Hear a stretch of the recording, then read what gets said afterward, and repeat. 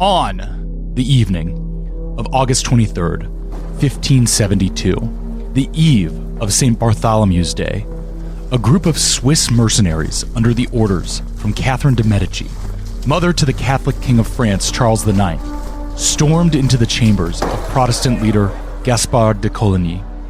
Coligny had just survived an assassination attempt days earlier and greeted death calmly, saying, "I see clearly that which they seek, and I am ready steadfastly to suffer that death which I have never feared and for which a long time past I have pictured myself."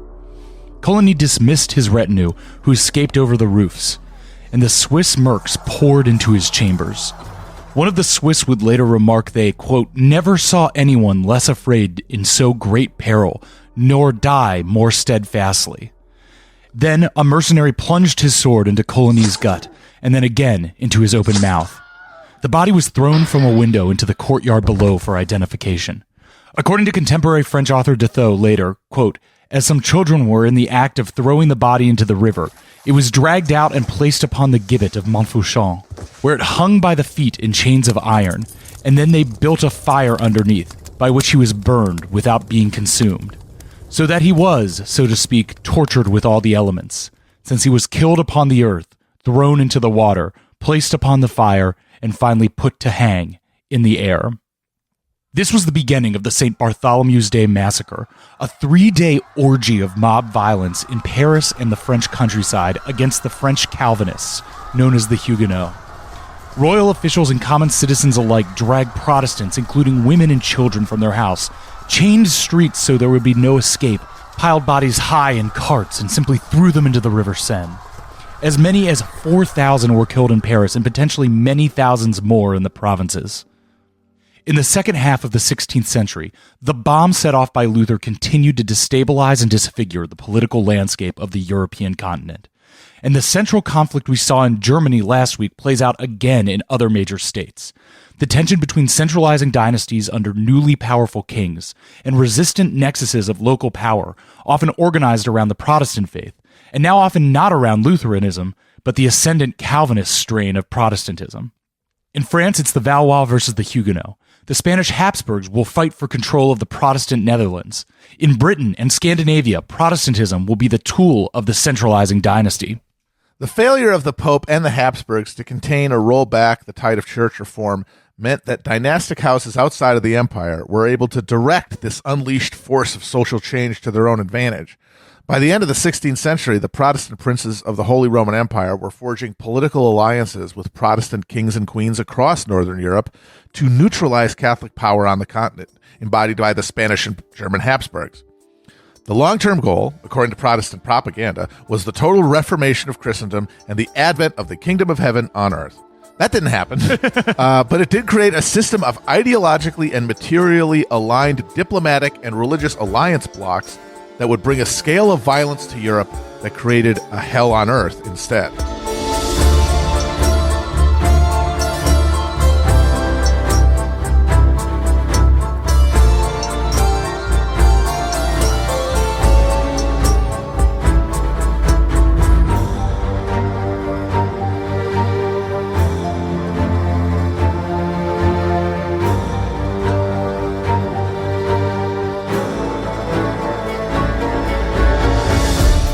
As Germany settled into an uneasy religious peace under the Habsburgs, the same struggles fought out there in the 1540s and 50s took hold in neighboring kingdoms. But while Charles V was mostly struggling with Lutheran princes, that was now the old shit. The new shit Protestantism spreading outside the Holy Roman Empire, at least on continental Europe, would increasingly be Calvinism. From France to the Low Countries and up into Scotland and then back into Poland, Bohemia, and other German lands, the Reformed Church of Calvinism began taking hold. So, Matt, what is behind the spread and attractiveness of Calvinism versus Lutheranism? So, Luther's project had been to create a vernacular relationship with the Word of God, right? Yes. And that meant in German, but by definition, that would mean a vernacular church in the rest of the continent. So while the Reformation first reaches France in the form of French translation of Luther's writings in the 1520s, And the message spread quickly to cities that were discontented with overweening royal authority and economic instability. Right. But still, this early strain of Luther-inflected critique of the church was sort of limited in its impact. It did get aristocratic support, coalescing around the person of Marguerite of Navarre, a member of the Valois ruling dynasty. Now, the crown was slow to pick a fight over religious innovation until 1534, with the public posting of a placard titled "True Articles on the Horrible, Great, and Insupportable Abuses of the Papal Mass." Just another one of these titles that really just gives a spoiler alert, you know? Yeah, it just really throws it out there for you. Like, you literally could judge these books by their cover. In Paris, spurred a crackdown. Hundreds were arrested and 6 reformers burned at the stake. Now, this motivated the first of what would eventually be hundreds of thousands of religious refugees to flee France over the coming century. And one of these first pilgrims was a minor figure from Marguerite of Navarre's court, Jean Calvin, who is going to introduce a vernacular French Protestantism to Western Europe. After Calvin had established himself as the head of a quasi-theocracy in Geneva, we talked about that in the episode about Luther, right? French language editions poured out of refugee printing presses in the city. Sophisticated networks of credit allowed the books to be transported to and sold in shops in France and the Spanish Netherlands.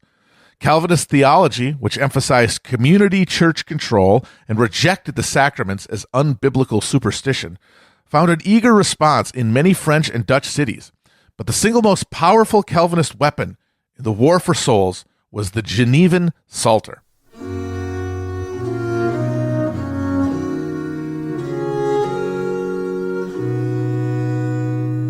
First published in 1539, the Psalter was a hymnal, verse translations of biblical psalms set to music, and it allowed Protestant communities across France and the Low Countries to literally sing from the same book.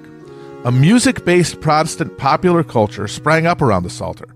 Public hymn singing was a bold affirmation of faith with infectious melodies that transmitted the evangelical gospel to the unlettered and skeptical. The musical vocabulary provided by the Psalter helped create a vibrant culture of affirmation and resistance that powered the Reformed Church movement. When French and Dutch Protestants went to die in battle or at the stake in their struggle against Catholic counter-reformers, they went singing the hymns of the Genevan Psalter. Which is a fascinating corollary to the information revolution we saw with Luther and the printing press in episode 1. It's like, it's not just the creation of a news and information market, but that thing that's always downstream from mass media, popular culture. Yes. And it's funny to think of pop culture in the sense of like a 16th century religious hymns, but that's just one of the engines that's driving this movement that's so keenly about taking control back for common folk. Right, because there is a popular culture in the pre-Reformation Europe, and it's around the same things we imagine popular culture to be now. Music, performance, yes, public drama and comedy, all of that existed, but it was all structured around the festival life of the church. Right. Now it is being democratized. And so we've got Calvinism going as this specific ideological wrench in the machinery of centralizing dynasties. What we'd like to do then is kind of go around the horn, so to speak, and look at how all these royal houses are functioning in the main states of Europe, starting here in France. The Valois dynasty had reigned in France since the mid-1200s. They had fought the 100 Years' War against England, successfully expelling the English from the continent once and for all, and in the process, solidifying their own dynastic control over France. So in the late 1400s and early 1500s, the Valois king Charles VIII attempted to press his claims for control of Naples, resulting in the Italian Wars that eventually brought the French into conflict with Charles V. Habsburg, which we talked about last episode. The Valois go on to effectively lose this conflict, sacrificing any small losses they made on the Italian peninsula for minor gains on the German frontier. This is the freaking Alsace region they're going to be fighting over forever. There's a lot going on there. We won't talk about most of it, but just imagine, while everything else is happening, people are just running back and forth through Alsace, just ripping shit. I just imagine, like, if you lived in, like if your family has lived in Metz, you've been both German and French, like, so 30 times over. Yeah. Starting in 1559, the Valois took a series of huge dynastic L's that put the line into terminal decline. That year, King Henry II dies in a brutal jousting accident. A huge lance splinter goes through his helmet, piercing his eye and brain. Very, very gnarly. And as predicted by Nostradamus. How so? The lion, he had a quatrain about the young lion's eyes in a cage being put out. Wow. Yeah, you can't argue with that. I guess not. I don't really know. I know that people like to obsess over Nostradamus, but I don't really know his old deal. All I know is that when I was a kid, I watched many times the Orson Welles narrated documentary about him, The Man Who Saw for Tomorrow or whatever. It's great. So Henry II's young son, Francis II, succeeds him, then dies less than 18 months later, severing his wife, Mary, Queen of Scots, and her family, the Catholic House of Guise, from claims to the throne. Francis is succeeded by his younger brother, Charles IX, with their powerful mother, Catherine de' Medici, as regent. Hey, she's ruling here. And yes, she is one of those de' Medicis, the Florentine banking family that was also very powerful during this period. Hey, I sit on the throne. Hey. My little boy, he go on the throne. Yes. And this reminds you that these dynastic rules really do cross many national boundaries and are composite of different areas, geographically, culturally, and linguistically. And like the Medicis obviously rule Florence, but the Medicis will be popes and stuff. It's again, we mentioned in the first episode, 300 families. Yeah, and it's all about getting them all places in as high and as important as possible throughout every institution. And yes, dynastic family tree that Europe had to offer. So this sets up a three-way battle for control of the French throne between the moderate Catholic Valois, the uber-Catholic Catholic League, led by the Guise, and the Protestant Huguenot. The English Plantagenet dynasty had collapsed to factional infighting over control of an ineffectual monarchy when their French military efforts started stalling out. Now, 100 years later, the Valois face a similar crisis after failing to secure their dynastic claims in Italy. Influence over a throne held by minors, regents, and weaklings fought over by factions of the ruling dynasty. In this case, the Guise and the Huguenot Montmorency family. Sorry about our French pronunciation. Yeah, we're going to be bad. That's okay. Fine. You can get what we're saying. Look, we're fat and we love burger. We admit it. But thanks to the Reformation, this conflict over the throne was wedded to a religious conflict over the question of salvation. As such, the French wars of religion were marked by a level of savage communal violence that simple dynastic struggles rarely attained. The opening salvo of the war was the massacre of Vassy in 1562, when Guise troops set upon a gathering of 500 psalm-singing Huguenot worshippers, killing 50. Neighbors fell upon one another in spasms of mass bloodshed. Thousands starved in protracted sieges. The violence was brutal but cyclical. Peace treaties between the crown and Huguenot leaders were signed in 1563, 1568, 1570, 1576, and 1577 in what amounted to a protracted negotiation on the question of Protestant rights in the kingdom. There was too many townsmen and powerful nobles wedded to the Huguenot cause for Protestantism to be wiped out. But the Guise and their supporters, especially the fervently Catholic citizens of Paris, refused to allow heresy to spread unchecked on French soil. Eventually, the war solidified into a three-way struggle known as the War of the Three Henrys. Three Henrys. Three damn Henrys. Too many Henrys. Or should we say Henrys? Henri. This is really Henrys. Trois Henrys. Yes, the Trois Henrys. Between Henry III, Catherine Medici's fourth son, the King of France, who was supported by a faction of moderate Catholic nobles, derisively known as politiques. These are the people who held to the Gallic model of Catholicism that has sort of built itself around the Avignon papacy. Right.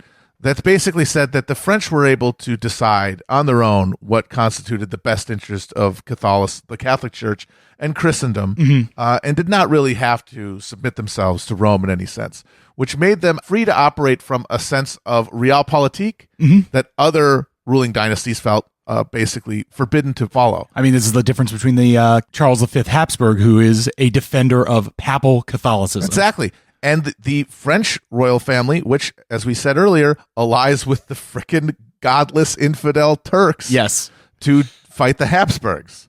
So this is a strong tradition that is now holding up Catherine Medici and her fail son.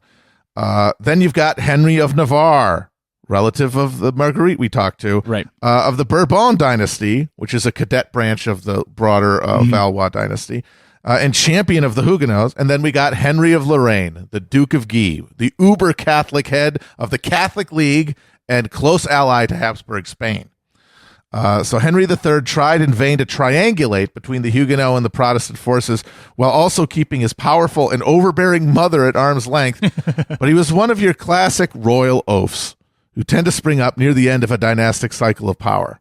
When we talk about these wars of religion, one of the things that you're seeing as an important development is kind of the democratization of violence. Yes. Whereas previously, like, there were always these dynastic struggles, but you'd have a dynasty that could afford it, that raised some knights, and those knights would find some professionalized troops, and then they'd go off and fight an organized battle, and then one would win and one would be defeated.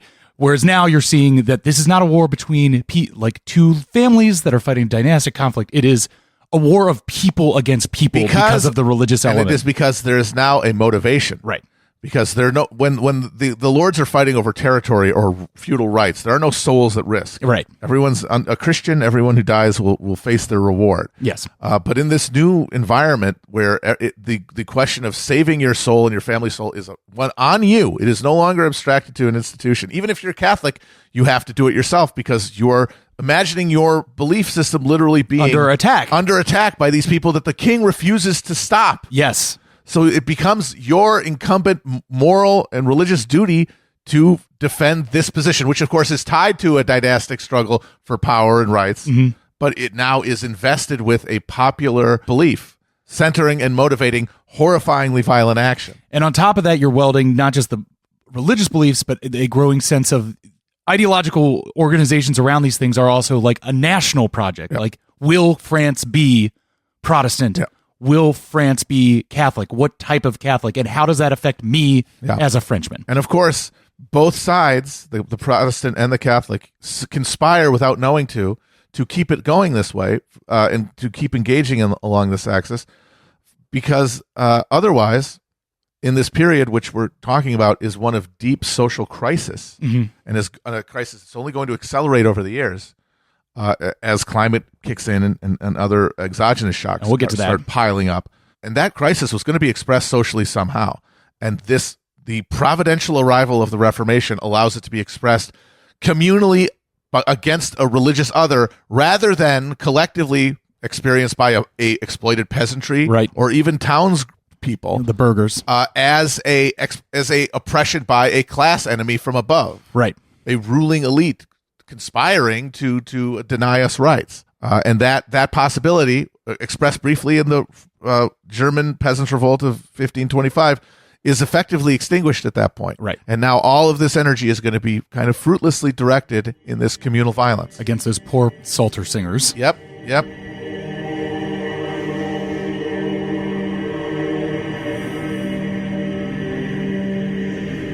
So let's get back to the three Henrys. Yes. So obviously all that dynastic stuff is some real Game of Thrones shit. Indeed. Catherine de' Medici is pulling the strings as regent over her succession of three dipshit sons. She's compromising and scheming to keep the Valois around to fight one more day and eventually overseeing the St. Bartholomew's Day massacre. Though her actual amount of direct supervision is still debated on that. It's like with Richard III and the brothers or the princes in the tower. Yeah. Like, we don't really know. She was certainly in the control position when it happened. Yeah.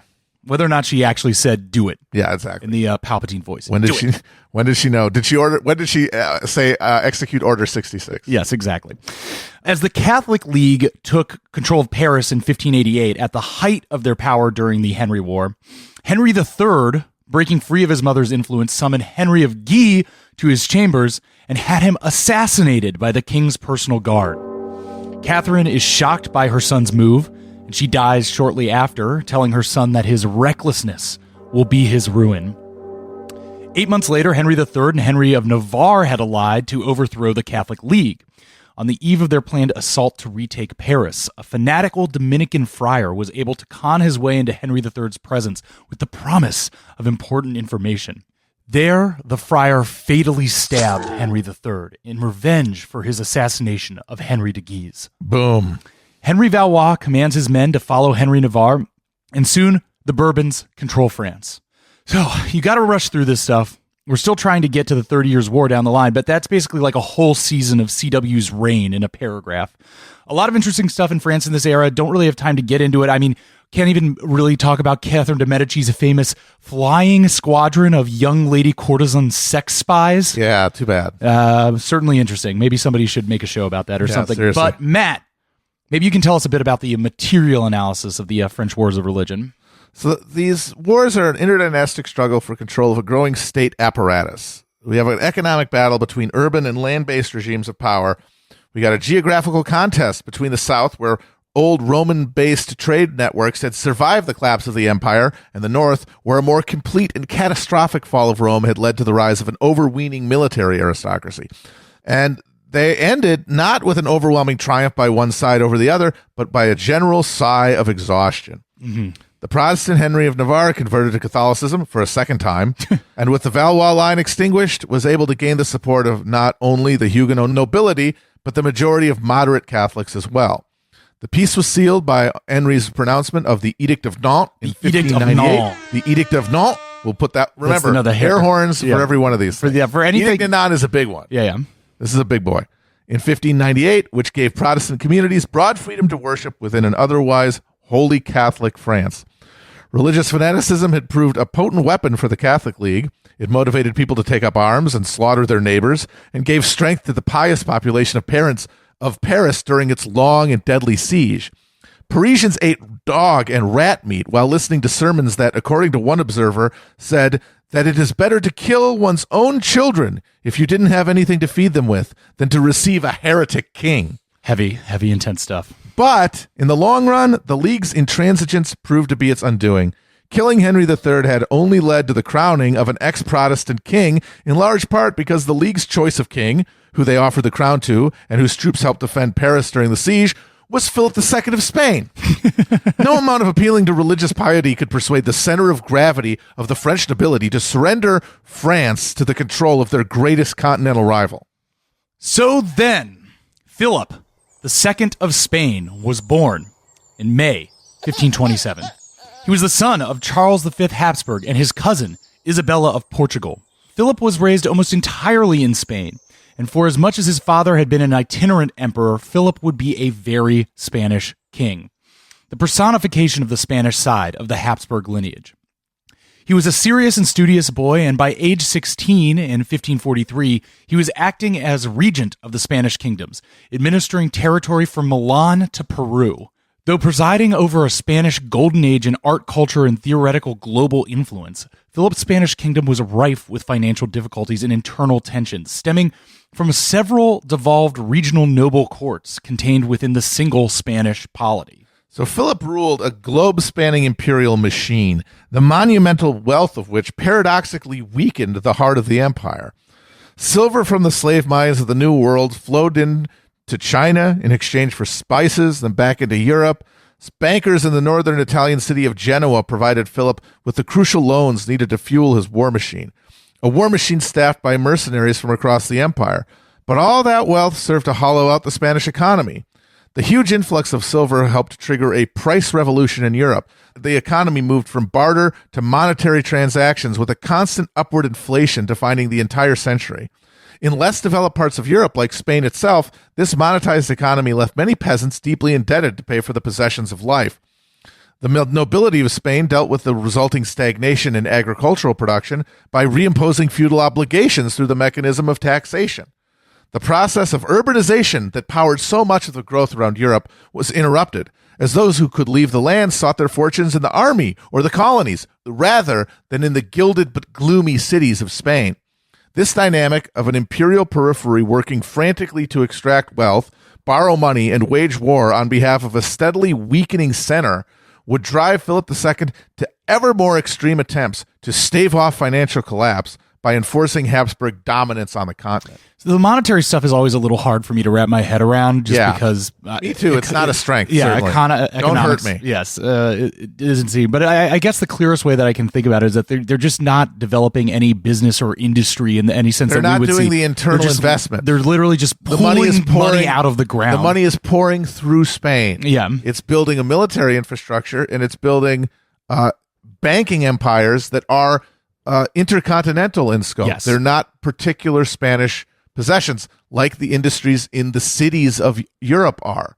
And the cities of Spain did not develop the craft industry that happened elsewhere. And I think we mentioned it later on, but maybe I can bring it up here, is that, at certain points during Philip's rule, the silver would not even touch Spain. It would just go straight to to repay continental loans and the bankers. And this is inevitable for two reasons. One is, as we said, the stagnation in agriculture required a re-feudalization, which meant less peasant mobility. Right. And peasant mobility is a big way that you get urbanization in the first place.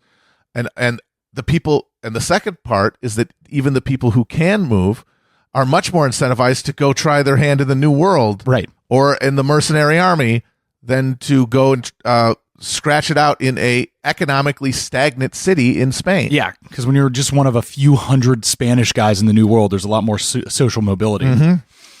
So, as with his father, Philip considered himself, by both belief and by title and dynastic obligation, to be the defender of Catholicism in Christian Europe. He said of this obligation, "Rather than suffer the least injury to religion in the service of God, I would lose all my states and 100 lives if I had them, for I do not intend to rule over heretics." And to the AEIOU, Austria is destined to rule the world Habsburg motto, he would add, "The world is not enough." Boom, boom, boom. Emphasizing the spiritual gains to be had in the heavenly kingdom. I cannot just conquer the world, I must conquer heaven as well. Indeed. Storm the heavens. Philip would take this conviction to brutal ends, overseeing the persecution and murder of Protestants everywhere from England to a Huguenot colony in Florida. He even entertained plans to use the Philippines as a staging ground for the subjugation and conversion to Catholicism of China. The whole thing. His religious obligations would shape his ruling style, though they, of course, rather conveniently mirrored his dynastic aspirations. Weird. Which is a great way to transition to the Dutch. Boom.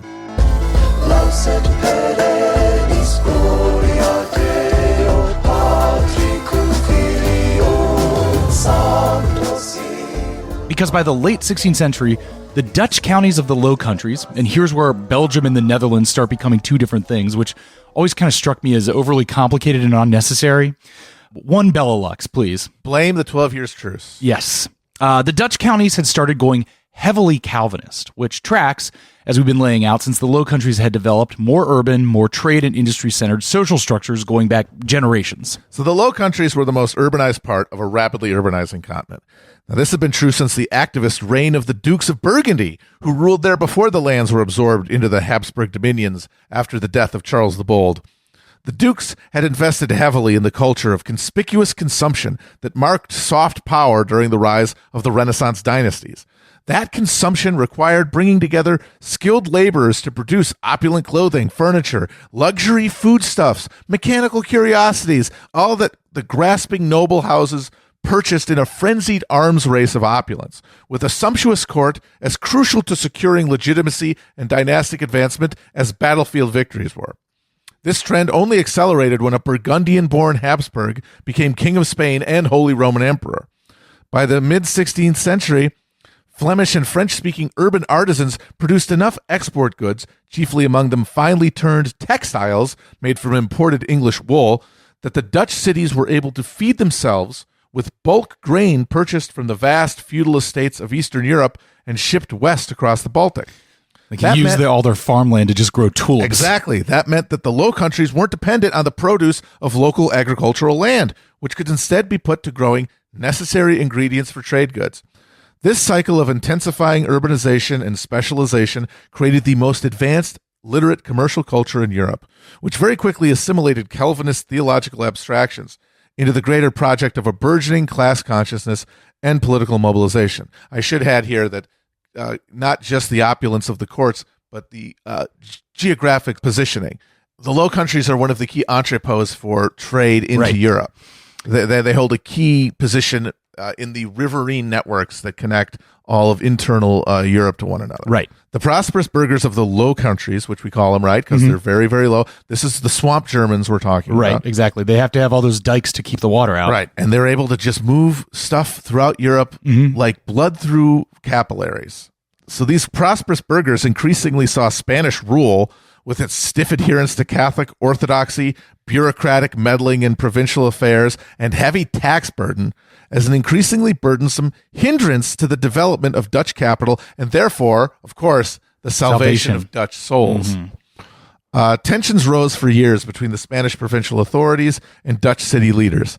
Dutch urbanization meant that the landed aristocracy had already been largely neutered, with only the House of Orange able to assert influence through its military authority. In 1566, the so-called Calvinist Year of Wonder, heavy-handed Spanish policies, and a disruption in the crucial Baltic grain trade led to open violence as mobs in Antwerp carried out a Bliedenstrom, or iconoclastic fury. They smashed stained glass and tore down saint statues in a righteous affirmation of the word over the image. Philip refused to recognize any of the Dutch demands and instead sent as viceroy the trusted Habsburg advisor Fernando Alvarez de Toledo, the Duke of Alba, also known as the Iron Duke. The Iron Duke. Get ready for the Iron Duke. The 1567, the Thin White Iron Duke, viciously suppressed all resistance and instituted a military tribunal called the Council of Troubles. You can just tell from the names that these guys have that this is not going well here. Yeah. The Council of Troubles, also known as the Council of Blood, which tried over 12,000 people, executed over 1,000, and confiscated the property of most of the rest. The council remained in session for years as Alba instituted a harsh recatholicization campaign and imposed a 10% excise tax, the hated 10th penny, as they call it.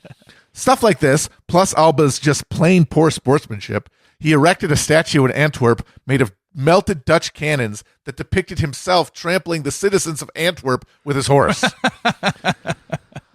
It only served to crowd out moderate voices and ensure that resistance to Spanish rule would be led from the extreme Calvinist religious fringe. Alba is eventually recalled, but it doesn't prevent the emergence of a general Dutch military resistance under the leadership of William of Orange. The House of Orange was the preeminent noble house of the Netherlands, and as such, under huge pressure to give coherence and direction to the incipient rebellion, even though William took great pains to avoid openly defying what he saw as Philip's rightful sovereign authority. Such great pains were taken that the end of the first stanza of the Dutch national anthem to this day is still, "To the King of Spain, I've granted a lifelong loyalty." It's funny that they're still singing that. Yeah, it's like, we did not betray you, dude. Yes. You made it. It was your fault. The breach was just too wide to repair, however, and by 1568, William found himself as the acknowledged Stadtholder of the United Provinces, tasked with raising armies in Germany and invading the Low Countries to relieve besieged Protestant cities. It was the beginning of an 80-year war for control of this territory that would anticipate and then join the greater conflagration of the 30 Years' War. I think we might get into this more, but I find Dutch history very funny and interesting because it really is.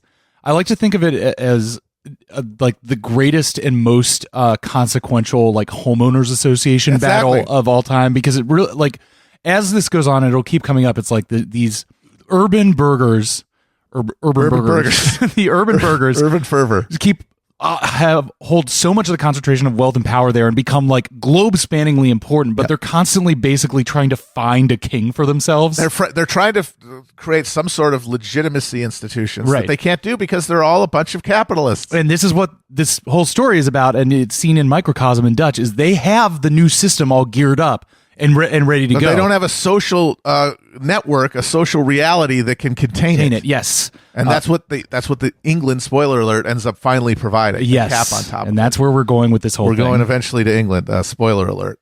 But yes, the Dutch are fascinating because early Dutch history is the bringing into self-awareness of the European bourgeois as a class conscious of itself and a class in itself. Right. Like, we're seeing that come into being, and you see like the psyche come into being. We'll talk about that too. Mm-hmm. So the war was dominated by a series of great sieges rather than a lot of significant battles.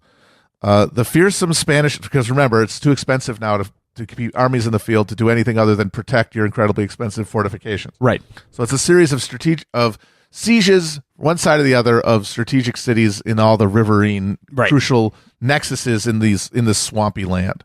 The fearsome Spanish tercios, military units composed of pikemen, swordsmen, and musketeers, that was the most skilled and seasoned professional soldiery in all of Europe, mostly committed to sitting in trenches, attempting to break into city walls, and conducting occupation duty.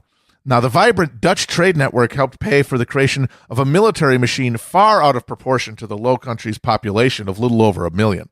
Spain's deeply indebted monarchy had a much harder time paying to keep troops in the field, and their efforts at pacifying local populations was severely hampered by dozens of mutinies that convulsed the king's army in the first stage of the war.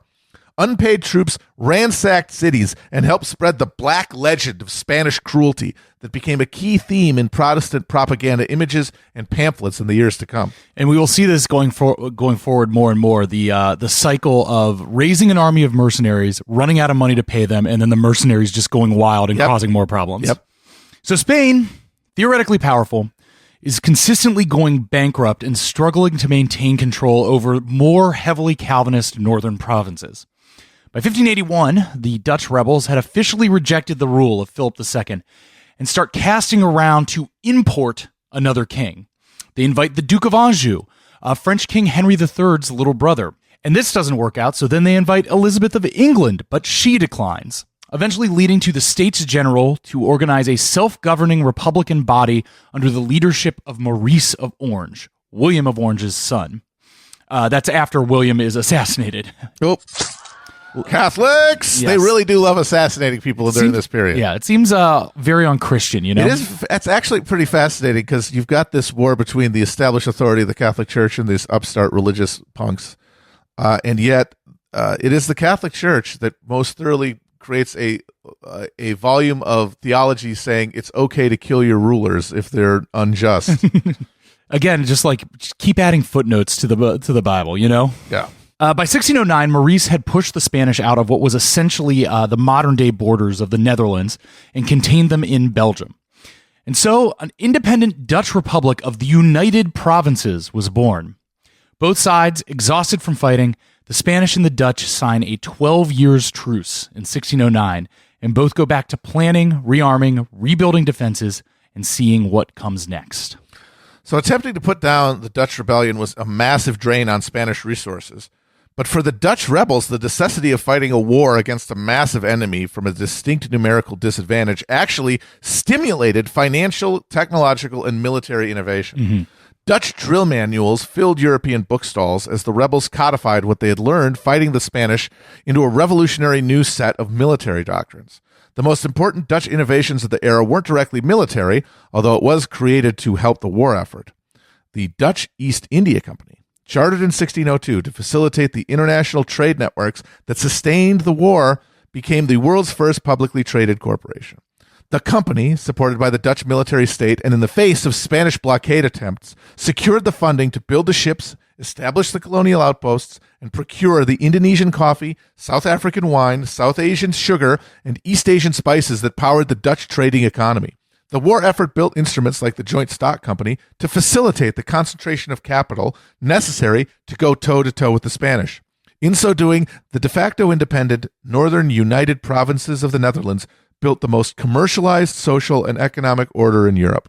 This commercial economy wasn't yet capitalism, but it was building the technological, legal, and cultural structures that would be crucial to capitalism's later development. And we were talking about this yesterday. I really can't emphasize enough the monumental importance of 1602 and the 1602, baby, creation of the Dutch East India Company. As if you are to pick a time when capitalism starts, that might as well be a good enough one. As a manifested reality at the level of exchange, not yet turned into a stable governing structure, but as a business governing structure. Yes. Yeah. And the Dutch East India Company will have outposts as far as Nagasaki, I believe. Yes. The only Dutch Europeans eventually are given the sole European trade concession by the Japanese because the Portuguese keep trying to convert the natives to Catholicism. Yes. The Dutch are like, hey man, we're just here to trade. We're just here to trade, and so they end up being the only ones allowed to trade in Japan for decades. And this company becomes often said the largest company that has ever existed by volume in history. Another interesting fact I heard recently is by the mid 1600s they were doing so much trade that the entirety of the tobacco crop from America was just packed up and sent directly to Amsterdam. Yeah. For distribution. We smoking good, boys. They were the original Dutch masters. It's true.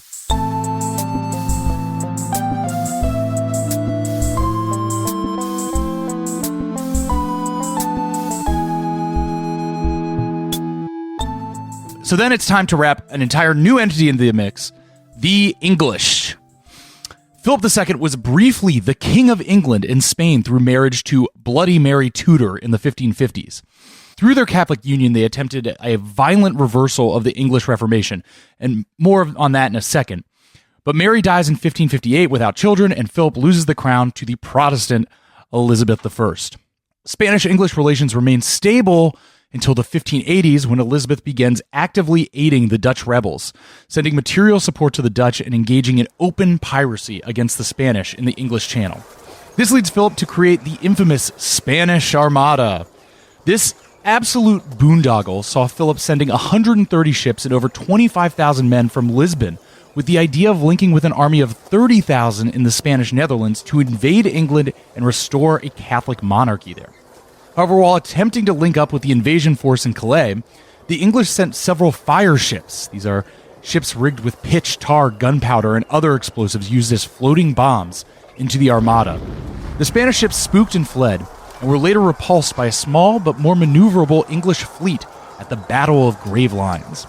The Armada was forced to sail past England and up around Scotland to try to return to Spain, and on the west coast of Ireland, a sudden, unseasonably violent storm, and hey, is it starting to feel colder than usual around this season to anyone? Absolutely demolished the fleet, bashing dozens of the ships into the coast of Ireland and returning the fleet to Spain, ruined and unsuccessful. The Armada returned with only half its ships and about a third of its men, even though only a handful of each had been lost in the battle. Where is your God now, Philip? Parenthetically, this has got to be just a huge theological W for the Protestants when this happens. Yes. Literally, God just comes down in the form of the guy from the Edge of the Map cartoon with Like the the big big puffy wig. big puffy cheeks, Yep. and blows your ass off the fucking risk board. Yes. That clearly shows whose side he is on. And then speaking of England, okay, honestly, England is a little in the periphery of our central story as we turn back to Germany next episode. But they'll come back into play towards the end, and that's when we'll give you the full English historical rundown, that is. But we need a little context here just to establish where all the pieces are on the game board of history. As Matt mentioned above, the Plantagenet dynasty had exhausted itself in the 100 Years' War with France as they're slowly pushed out of the continent by the Valois. They then murder each other over control of the throne in the War of the Roses. But for the purpose of our story, we'll pick up with the House of Tudor. Henry VII Tudor is able to seize control of the crown by defeating the last remaining Yorkists, then marrying Elizabeth of York, consolidating the dynasties. Their son is Henry VIII.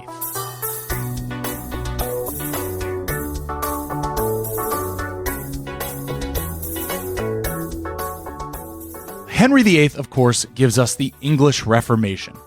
Now, this is famously motivated by Henry's horniness or quest for a male heir. And actually I shouldn't slag him too hard. Evidence is that during his marriages, he was seen as a quite loving and devoted husband. Just when no male heir was produced, the king got kind of over the relationship fast. But the relationship between Henry's need for annulments and his desire to separate England from the papacy are mutually reinforcing.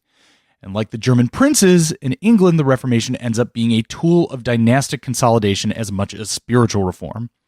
Henry, moving in coordination with a series of influential advisors, moves to bring the clergy under control of the crown, confiscate church lands, and bring huge amounts of wealth and authority directly under the power of the English crown.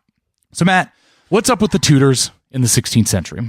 So thanks to the War of the Roses' decimation of the high English nobility, the Tudors are able to impose a powerful dynastic state that monopolized for itself many of the bureaucratic and administrative powers that were still firmly held by the aristocracy in places like France. So in England, the Reformation is a revolution from above. Henry VIII greatly expanded royal power at the expense of the church and in the face of popular opposition, but left questions of theology largely unaddressed. A tentative move towards a fully reformed church under Henry's son. Yes, he did eventually have one. Yes. But, he wasn't he wasn't a first-round draft pick because he was a little sickly. His name was Edward VI, and this reform project was thwarted by his death at age 13. So as a get. Yeah. Not really. That's why you want to spare. Yes. So that meant the crown passed to his daughter, Mary Tudor, who was fanatically Catholic and married to the uber-Catholic Philip II of Spain, who attempted a bloody recatholicization of England that saw hundreds of Protestants burned at the stake. John Fox's famous Book of Martyrs is about this generation of churchmen who were burned for their adherence to the true faith in the face of the reimposition of satanic Catholicism in the English throne. There's a reason why you can still drink a Bloody Mary. Yeah. Now, the interesting thing is as we said, the Reformation had been from above. And so while it had taken in the cities, it was still something that was considered hostily, if at all, by the greater English population. So it could have been that this project could have been successful if it had had longer to develop, given how lukewarm they had been on Henry's reforms. But Mary died of cancer at 42, well, without issue. So Philip had to fuck back to Spain, and her half-sister Elizabeth, after some tussling, reclaims the throne, fully committed to a final, thorough reformation of English religion. And the history is the unfolding, as we've said, of material forces punctuated by monumental happenstance. So the English Reformation is one such case. So what we get is a thoroughly reformed England, which is defined by a foreign policy aimed at making England the chief supporter of the Protestant cause in Europe, while building an English church that charted a moderate middle course between residual Catholicism and insurgent Calvinism. Like, one of the big reasons that the Marmada is sicked on England is to stop England's support for the Dutch rebels. Right.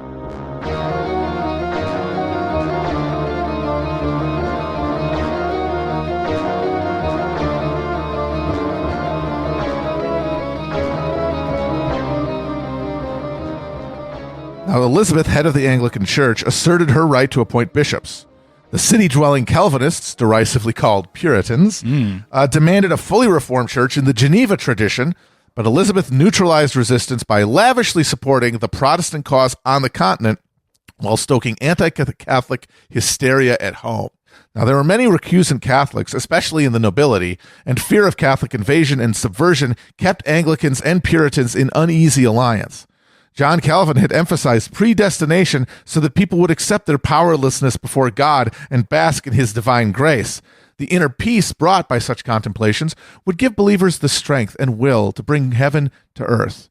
That's what he thought anyway. Right. Instead, that sense of powerlessness, combined with the knowledge that people had of their own sinful hearts, created a deep, gnawing sense of doubt in these so-called believers. Not doubt in God's existence. That would come later after the scientific revolution, but doubt that a righteous God would save a wretch like them. There is no longer an institutional architecture that could be trusted to intercede on your behalf. The notion that even earnest Christian believers could be marked for damnation made heaven seem more remote than ever and provoked neurotic fixations on hell, which manifested publicly in a deep fear of Catholic plots and intrigue that would snuff out the flame of righteousness altogether and pitch all of humanity into darkness. And they weren't totally off base. This era does produce Guy Fawkes, and the Gunpowder Plot. Remember. The 5th of November. Indeed. The attempt of Catholic conspirators to blow up Parliament on the 5th of November, 1605, which we must always remember, not just for defining the Catholic-Protestant strife of Elizabethan England, but for giving us the mask weird internet activists still used to represent, well, I don't know, a cool Hugo Weaving movie. I don't know what they're really trying to get out there. Okay? Yeah. Expect them. Rather than freeing people to do good, Calvinism compelled people out of their unceasing psychic torment to do evil in the name of good. English culture's rabid anti-Catholicism was also stoked by the Tudors' occupation in Ireland, what a coincidence, where the local population steadfastly held to the Roman Church in opposition to their new overlords. Establishing Protestant English and Scottish plantations in Ireland was one element of the Tudor colonial project. The other would be the commercial and religious settlements established in North America, which provided a release valve for the emigration of the Queen's most fervently Puritan subjects who could not peacefully abide a church of bishops and stained glass. Free real estate to the rescue, and not for the last time. Free real estate. The techniques of colonial administration tested and tried in Ireland and North America would be crucial to the long-term development of British capitalism. So finally, we need to hop across the North Sea and check out the Scandinavian countries, which are on a bit of a back burner in the 16th century, but are gearing up to make a major play on the continent in the 17th.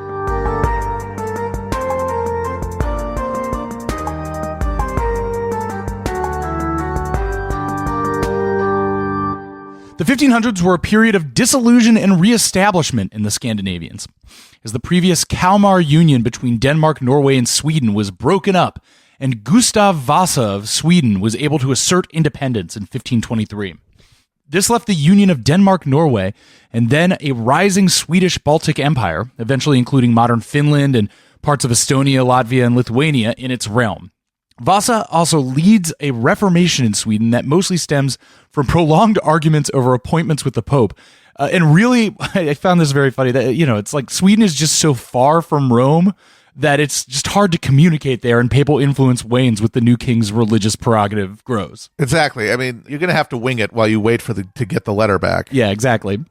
In Denmark, a dispute among nobles over succession gets resolved with the election of Protestant Christian III to the crown, also bringing reformation to Denmark and to Norway.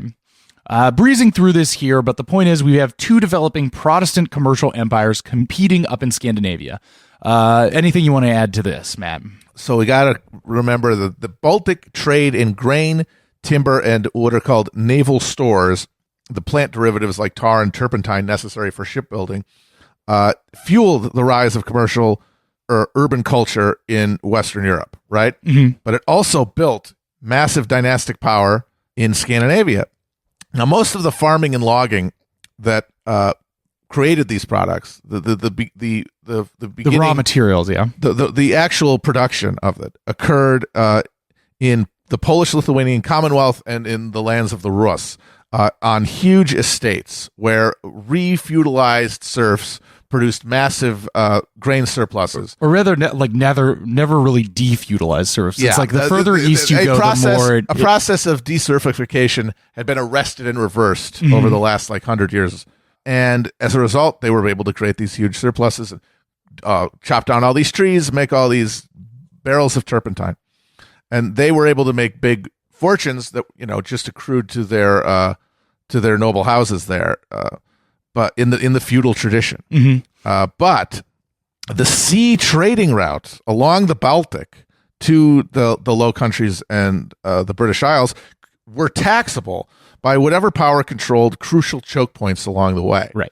Now, during the Middle Ages, the trade had been dominated by the Hanseatic League of Baltic Free Imperial Trading Cities, one of my favorite leagues groups of all time. There's a lot of great leagues in European history. We've talked about one, the Schmalkaldic League. Hanseatic might be my favorite. This is during the Middle Ages. It was essentially a diplomatic bloc of free cities, both inside the Holy Roman Empire and outside, along the Baltic trade routes, who conducted who had their own storehouses along the way, who were able to travel without having to cede to tolls along the way, and were able to negotiate their own prices.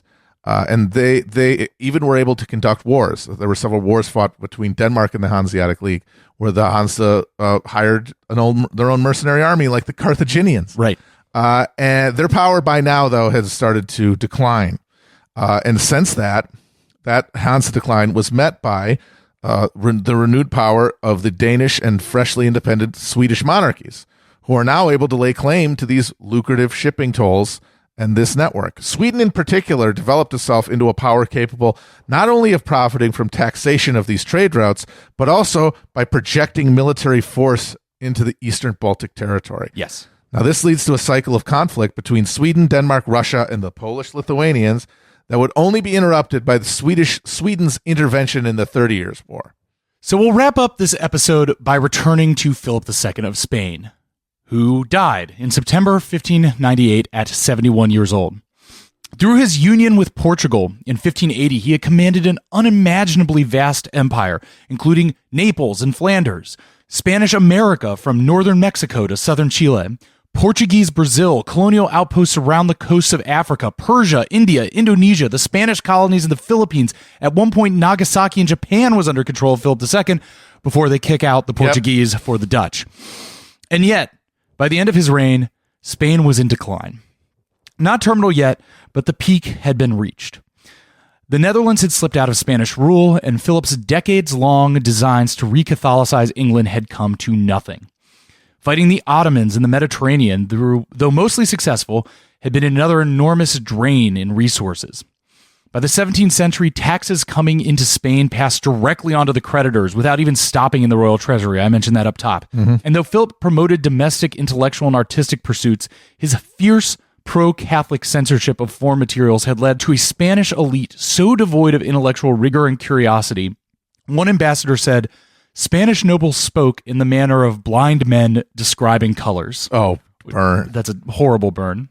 In France, Henry IV promulgated the Edict of Nantes in 1598. Though France would remain a Catholic country, broad rights were given to Huguenot religious practices, really more of a tenuous peace than a full settlement. Though independent at the moment, the 12 years truce in the Netherlands had a 12-year expiration point. And remember, that conflict's called the 80 Years' War, and they had only been fighting for 40 years. So we'll see what happens when that truce expires. And the 1555 Peace of Augsburg, which had also brought tenuous religious peace to the Holy Roman Empire, was already straining from the exclusion of Calvinists and other sects from its peace. So what do we see in all this as we speed run through the end of the 16th century? I want to return to that image I said at the beginning of episode 1, the idea of a gleaming T-800 Terminator skeleton of modern state capitalism rising out of the bloated, rotting corpse of medieval feudalism. And I think that's particularly clear looking at, say, the state of Spain and the Dutch. Though powerful, rich, and with the aspiration of becoming the universal monarch who could potentially rule the entire world just a generation before, the Spanish Habsburgs had to contend with a decaying system of stitched-together feudal kingdoms, all with their own privileges and obligations and little estates and laws and minor nobilities, welded to a financial system that could not turn the literal mountains of gold and silver they were pulling out of the New World into a competent financial machine. Meanwhile, the scrappy little Dutch, just one of those tiny feudal counties, are able to knit together through an ideologically aligned community of merchant individualists a force capable of overthrowing the Spanish and a globe-spanning network of financial power that will, within another generation, leave the Spanish in the dust. The world is turning, but this transition hasn't been fully realized yet. And the conflict and internal tensions leave further cataclysms on the horizon. In a Good Friday sermon in 1591, German minister Leonard Breitkopf summarized the general vibe of the turn of the 17th century. Nothing but dread and alarm, devils and specters, sorcerers, witches, prodigies, earthquakes, fiery signs in the heavens, three-headed visions in the clouds, and numerous other signs of God's wrath. And these secret devilish arts are multitudinous, and the whole world is deceived with them, so that it is high time that the day of judgment came. Yikes. Okay, good luck with all that, Padre. In a Joss Whedon movie, you'd go then go, so that happened. It was like, I'm just imagining being like the peasant in the audience there and just being like, what am I supposed to do? What am I supposed to do about this? Come on, man. Yes. I'm just a dude here. I've got to concentrate on harvesting all this wheat. Yeah. Around the same time, Finnish villagers reported witnessing a pitched battle in the sky above their small town and found blood pooling in the fields beneath.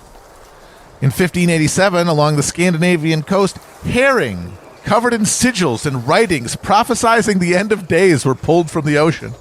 Comets and new planets appeared in the night skies. All of this became grist for a cottage industry of pamphlets, broadsheets, and so-called wonder books that cataloged strange celestial and terrestrial goings-on and speculated upon God's intent in sending them.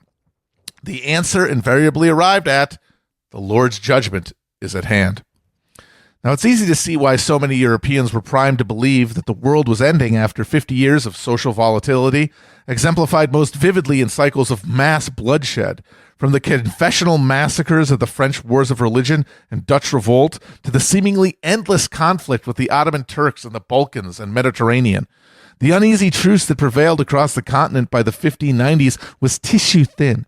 It was well understood that at any moment the peace could be broken and the world plunged into an apocalyptic confrontation.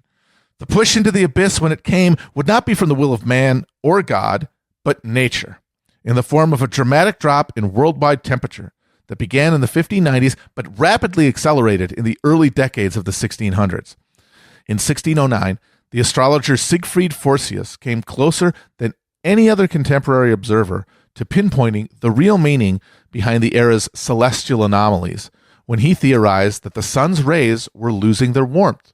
Now, as it happened in the early 1600s, sunspots, the flares of excess solar energy, that burst off periodically from the sun declined drastically in production, reducing the amount of solar energy that reached Earth. A rise in volcanic activity filled the air with sun-deflecting particulates, and a series of strong El Niño events pushed cold, wet Pacific air east instead of west during this same period. Now, many of these effects were natural, but some of the effects may have actually been the result of man's real sins, specifically the sin of the contact between Europe and Mesoamerica. Diseases brought by Europeans killed an estimated 50 million people, or 90% of the population in Mexico and Central America. As a result, 50 million hectares of settled urban and farmland was reclaimed by jungle and transformed into a vast carbon sink. All of this combined to drive down global temperatures 2 degrees Celsius by the middle of the 17th century. That all meant that in the calorie-dense cereal cultivating regions of Europe, growing seasons declined by at least 3 weeks. Crop yields diminished by over 15%, and the maximum altitude at which crops could be harvested fell by 300 feet. That's to say nothing of the catastrophic crop failures caused by unseasonable snow and rainstorms. In a place where 3/4 of the average person's calories came from cereals, and the cost of food took up half of total household expenditures, the social consequences were catastrophic. All of the dynastic and religious and class conflicts that defined the era were pushed into overdrive by the stress placed on the system by massive reductions in the agricultural inputs the system depended upon. Without any mechanism to reform social structures that were fully controlled by a landed aristocracy that could only respond to collapsing cereal production by squeezing peasants for a larger percentage of their surplus, the only place for the multiplying social miseries to assert themselves was an explosion of multivalent violence, rebellions, witch massacres, and bloodiest of all, mercenary warfare on a continent-wide scale. In short, the very apocalypse that the fearful and trembling believers of Europe had spent so long anticipating. Millions of Europeans experienced the crisis as the fulfillment of every end-time prophecy they had ever entertained, struck down by one of God's 4 horsemen. At the point of death, be it from starvation, resurgent plague, or a mercenary's blade, these Christians, worthy and unworthy alike, learned God's eternal judgment of their souls. But what about the people left behind? When the convulsions finally ended and the global climate stabilized, Christendom had been smashed. The God worshipped there had departed the earth. The remainder left cursed to live on would be forced to build a new God out of the broken pieces of their now desacralized world. So join us next week as the quest for heaven on earth quite literally goes out the window.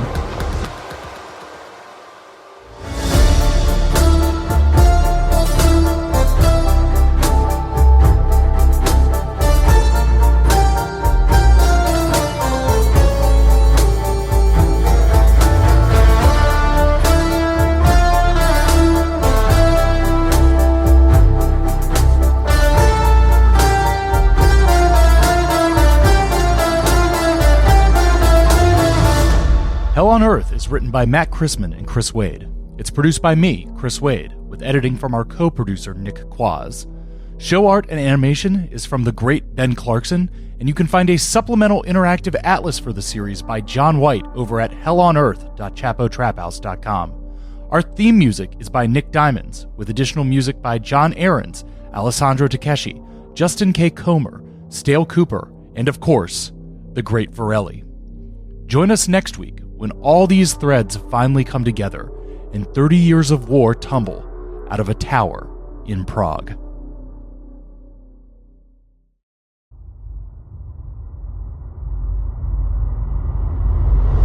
It's May 23rd, 1618, and Philip Fabricius is falling 70 feet through the air to his almost certain death. He's falling 3 stories out of a window of Prague Castle, along with his bosses, the fanatical Catholic Lord Regents Count William Slavata and Count Yaroslav Martinitz. He's screaming, "Jesus, Maria, help!" They are falling out of this window to their almost certain deaths because they've been pushed out as a form of impromptu execution by some very, very angry Czech Protestant lords. They've been pushed by the Protestants because they had come with an order from Ferdinand II Habsburg, the current King of Bohemia and presumptive future Holy Roman Emperor, demanding the Protestants cease construction of their chapels on his Catholic royal land. In that moment, the three men most likely thought they would die, but most likely could not imagine the almost 10 million others across the European continent who are about to die due to their misfortune. This is the defenestration of Prague. That's a big honk. The infamous, dramatic, ridiculous moment that ignites the 30 Years' War. This seemingly minor incident in the relative backwater of Bohemia will begin unraveling the tenuous construction of peaces, truces, and settlements across Europe, building from a small dispute over Protestant privileges to a conflagration involving powers from Rome to Stockholm, Budapest to Madrid. This explosion of violence will be the result not just of unhealed religious divisions, but of the unresolved dynastic tensions and ambitions grinding together in the gears of these modernizing states. Thanks to a prolonged period of cold, rainy weather, the Bohemian grain harvests of both 1617 and 1618 failed. Wouldn't you know it? Wonder why that might happen. It was in this context that a crisis of royal legitimacy gripped Bohemia, the only kingdom within the Holy Roman Empire in what is now the Czech Republic in Central Europe. The recently crowned King Ferdinand had made assurances to the Protestant nobles and their appointed representatives, the defensors, when his cousin, the childless Holy Roman Emperor, had negotiated to have the Bohemians recognize Ferdinand as his successor. But Ferdinand was one of the most inflexible counter-Reformation Catholics in the Habsburg family, and quickly showed his commitment to rolling back Protestant gains in his new domain, just as his grandfather and namesake Ferdinand I had done in Austria a generation prior. Crops were dying in the fields, food costs were rising, and social dislocation rising with them. So the most ambitious and or financially precarious of the high nobles, or estates, of Bohemia had every reason to seize this religious conflict as the justification for a move against Ferdinand. That would allow them to install a king of their choosing and reap the spoils of kingmakers. The defensors built their own parallel government, led by the figure with the most Star Wars-ass name in the entire 30 Years' War, Count Thurn. Count Thurn, definitely a Sith Lord. Absolutely. These were the men who burst into the castle chambers and, self-consciously repeating the act of their Hussite forebearers, who had thrown 7 Catholic city councilors out of City Hall window in 1418, had their own defenestration of Prague. This cemented chucking someone out of a high window as the preferred method of execution in Bohemia. But Philip Fabricius did not die that day, nor did Martinitz or Slavata. According to the Catholics, they were spared as the Blessed Mary heard their pleas, and through her heavenly grace, their fall was slowed. For Protestants, it was because through dumb luck, they landed in a pile of shit below the window. Later, some observers speculated that their heavy coats worn by the defenestries had acted as parachutes. But I don't know. You be the judge. Regardless, Slavata was severely injured, but allowed to recover, while Martinitz and Fabricius hightailed it back to Vienna to inform the Habsburg Emperor the Bohemians were in revolt. The Bohemians, under Count Thurn, quickly implemented their Protestant government and decided it was their turn to name a new king of Bohemia. The question was, what prince of the empire would be reckless enough to defy the emperor and accept the crown? Dun, dun, dun.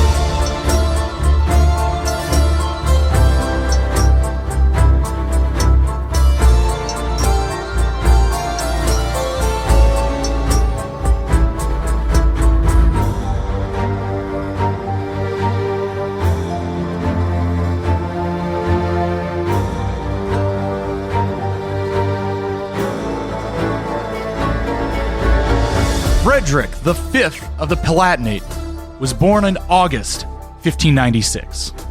He was the grandson of William of Orange, and in 1610 he succeeded his father to become the elector of the Palatinate. As an elector, he became one of the 7 princes of the Holy Roman Empire with votes to elect the emperor himself, along with the crown of Bohemia, that's where Prague is, Saxony, that's kind of east-central Germany around Leipzig and Dresden, and Brandenburg, that's the northeast, kind of the area around Berlin that'll eventually become Prussia, along with the archbishoprics of Cologne, Trier, and Mainz. So picture electoral palatinate as kind of like a blob of territory smeared randomly across west-central Germany, with its capital in Heidelberg, right between modern Frankfurt and Stuttgart. So, okay, Matt, how the hell would you describe the Palatinate? It's a region, it's a princedom. What is this? Fuck this whole polity. So the Palatinate is sort of the mirror image of Saxony. You've got secular electorates divided into upper and lower halves. And Saxony in the east is in the east of the empire, bordering the Polish-Lithuanian Commonwealth. The Palatinate is in the center left around the Rhine River, northeast of Bavaria, which is the most powerful and largest Catholic state of the empire. Certainly the largest secular, non-ecclesiastical power within the emperor, but not an elector yet. The Palatinate was set apart from the other major imperial princedoms culturally. They preferred the French language at court and white wine at the tables of the aristocrats, rather than as in the East in Germany, where they preferred their German and their beer. The Germans are noted, the Saxons in particular, for their absolutely grotesque consumption of beer. Yes. The French diplomats marveled at how horrifyingly drunk they were. There's a saying that a French saying that a horse stops drinking when it's full. That's when a German starts. Exactly. And yeah, they would be horrified because the aristocrats would just get into these dank rooms and stuff themselves with like pork and drink huge flagons of beer and just get their ears blown out by brass bands. Yes, there was no courtly lute singing and poetry reading. No aesthetics, in the just getting shit-faced and gassy while brass band blares. Yeah. They really do love that oompa music. Yeah. One of the key figures of this whole 30 Years' War, John George of Saxony, the Elector of Saxony, was known as Beer George. And remember, his immediate predecessor was John Sausage. Yep. John Sausage and Beer George. These were the party animals of Europe, and they always have been. Another German noble of this time tried to found a temperance society, but the first man he appointed to lead the temperance society himself died of drinking. Yeah, that's what Germany is. But the Palatinate, closer to France, is a much more courtly, refined, aristocratic culture, and yes, is on the wine track rather than the beer track politically. Yes. And because of this higher degree of urban sophistication, comes with it a more sophisticated and French-infused Reformation, which means that in 1559, the elector of the Palatinate, Frederick III, converts to Calvinism. He has read both, of course, and from his lordly position, he holds a disputation between Lutheran and Calvinist theologians, and he is persuaded by the Calvinists because that's what the Calvinists always had, was the args, because they had enough time to sit there and make them up. It is funny that this guy might be the one that we have the closest evidence that he literally sat there and listened to both the args and was like, no, this one makes more sense. But again, it's funny how it aligns exactly with his material interests, the economic and the social Rhineland nature. is much more connected economically to the watershed of the Low Countries in France than it is to the rest of Germany, of course. But this guy also did have a real-life disputation and decide that Calvinism was for him. And so now it is also religiously distinct from the rest of either Catholic or Lutheran, as in covered by the Augsburg Settlement, Germany. It's a significant challenge to the tenuous religious peace that had been established after the Schmalkaldic Wars, because the Augsburg Agreement had recognized Lutheranism, but not Calvinism.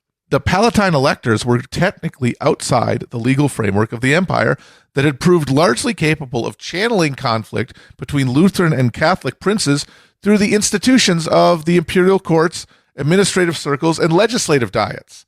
They were terminally alienated from the imperial state, and the ruling houses of the electorate would work hard to move themselves in a position to challenge its power over them.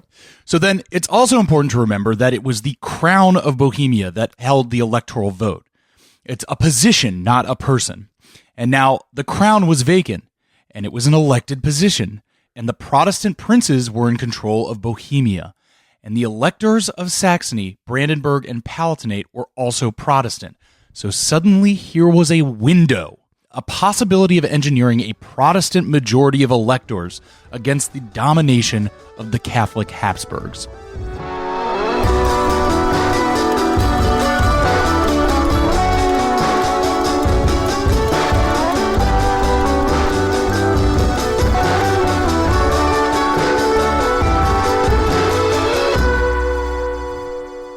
And then here's Frederick V, a boy of 22 in 1618, By all accounts, a genteel, polite, well-educated young Calvinist prince, a, quote, gracious host and good companion, high-spirited and easily pleased, but also prone to bouts of depression and with a knack for indecisiveness.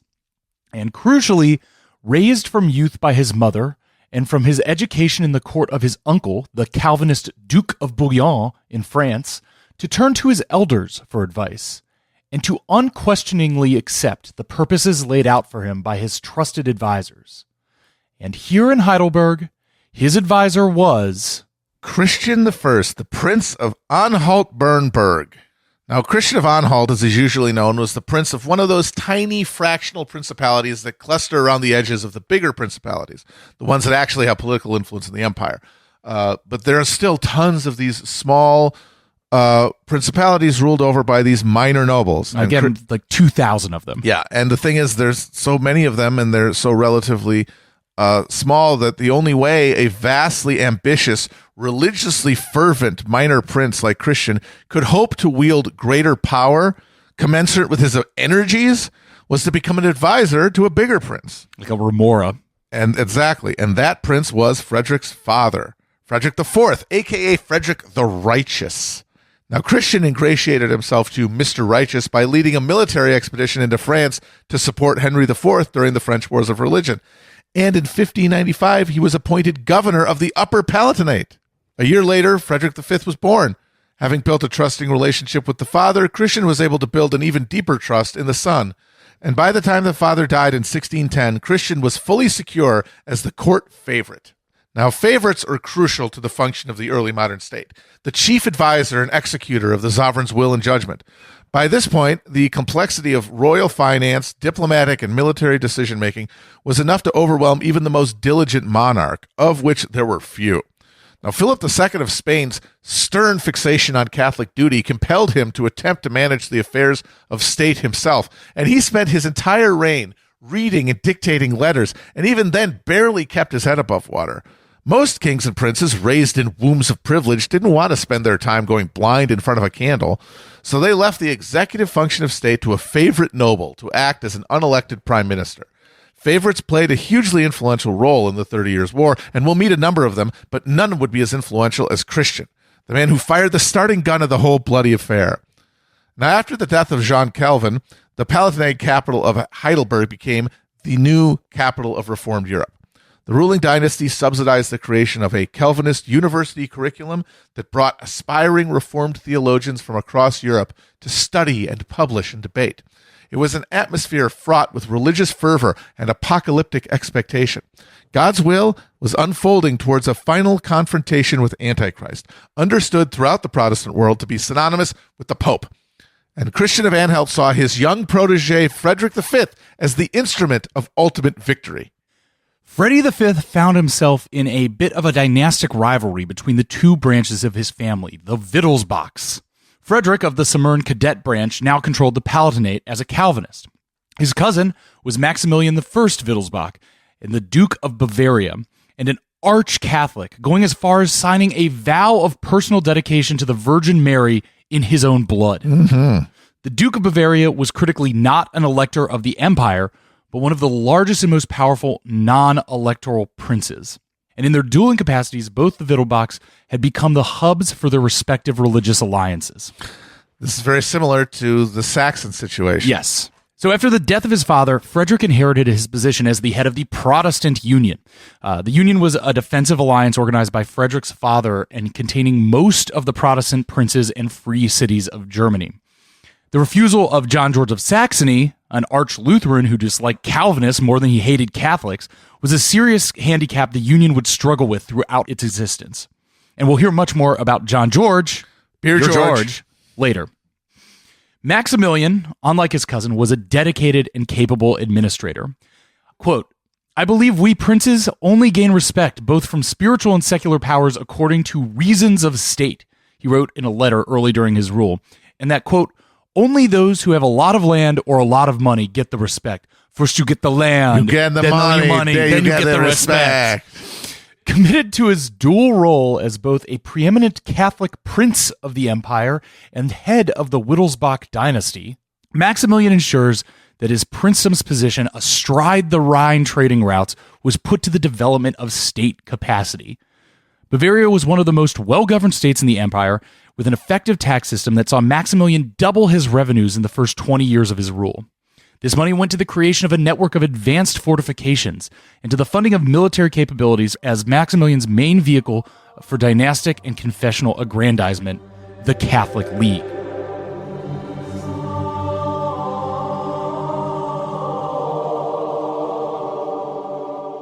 Organized basically in response to the Protestant Union, this was a similar mutual defense organization, this time by the Catholic princes to defend the rights and privileges of Catholics. Though organized with the blessing of the Pope and theoretical support of both the Spanish and Austrian Habsburgs, their actual level of support was never fully assured. It should be noted that the emperor was not really happy about either of these things happening. The Catholic League and the Protestant Union were both made in the teeth of a resistant emperor who was essentially powerless to stop them, especially given the fact that he was trying to get them on board to pay for the war with the Turks in Hungary that was ongoing and which needed constant funding and which really blunted the emperor's ability to impose anything on either the Protestants or the Catholics. More of these Habsburg rulers whose main motivation is, come on, guys, cut it out. Exactly. And so both of these things are undermining the central authority of the emperor. So the rise of these confessional diplomatic and military alliances is caused by this crisis of imperial legitimacy. They're filling that vacuum. The Holy Roman emperors who'd followed Charles V had tried to direct religious conflict through the deliberative structures of the empire, while also emphasizing the need for a common front against the Ottomans. Come on, Come on, man. They're still there. The Turks still lux. Hey, dude, the Turk has not stopped lusting for Vienna, you know. The princes only occasionally agreed to fund the Habsburg-Ottoman wars, but they largely agreed to a peaceful grievance process, even though in practice that usually meant kicking the can down the road and hoping the problems would resolve themselves. Always a good strategy. But general faith in the impartiality of the emperor was eroded by the Jesuit-led counter-reformation occurring in Habsburg lands and the imperial policy of filling lucrative bureaucratic posts with Catholics, leaving Protestant nobles unable to provide security for their unlanded younger children. And that is really the end goal of all of these people, is to ensure the dynasty. Right. And that is keep as many of your kids on the board as possible. Catholic and Protestant powers also came to the point of violence in a series of succession crises that included a military mobilization when the City Council of Strasbourg tried to install a Protestant bishop. In this heated context, the Protestant princes lost their confidence that the emperor, who was supposed to stand as the ultimate impartial arbiter of disputes within the empire, could no longer be trusted to rule impartially. He was a Catholic Habsburg. Right. The Jesuits, a Catholic religious order that the Pope had charged with the duty of rolling back the Reformation, were re-Catholicizing Habsburg ancestral lands with a deft mix of persuasion and coercion. When the ambitious and fervent Palatine Wittelsbachs conceived of a separate defensive pact to protect Protestant interests, many princes and city councils jumped at the chance. The Catholic League was formed in response as a check on independent Protestant power, but like the Union, it was also a vehicle for Wittelsbach dynastic ambitions. Bavarian, in this case. With the League, Maximilian sought the ability to build his own military capability, separate from the Habsburg imperial forces, and pursue his own foreign policy. The center of power in the empire was failing to hold.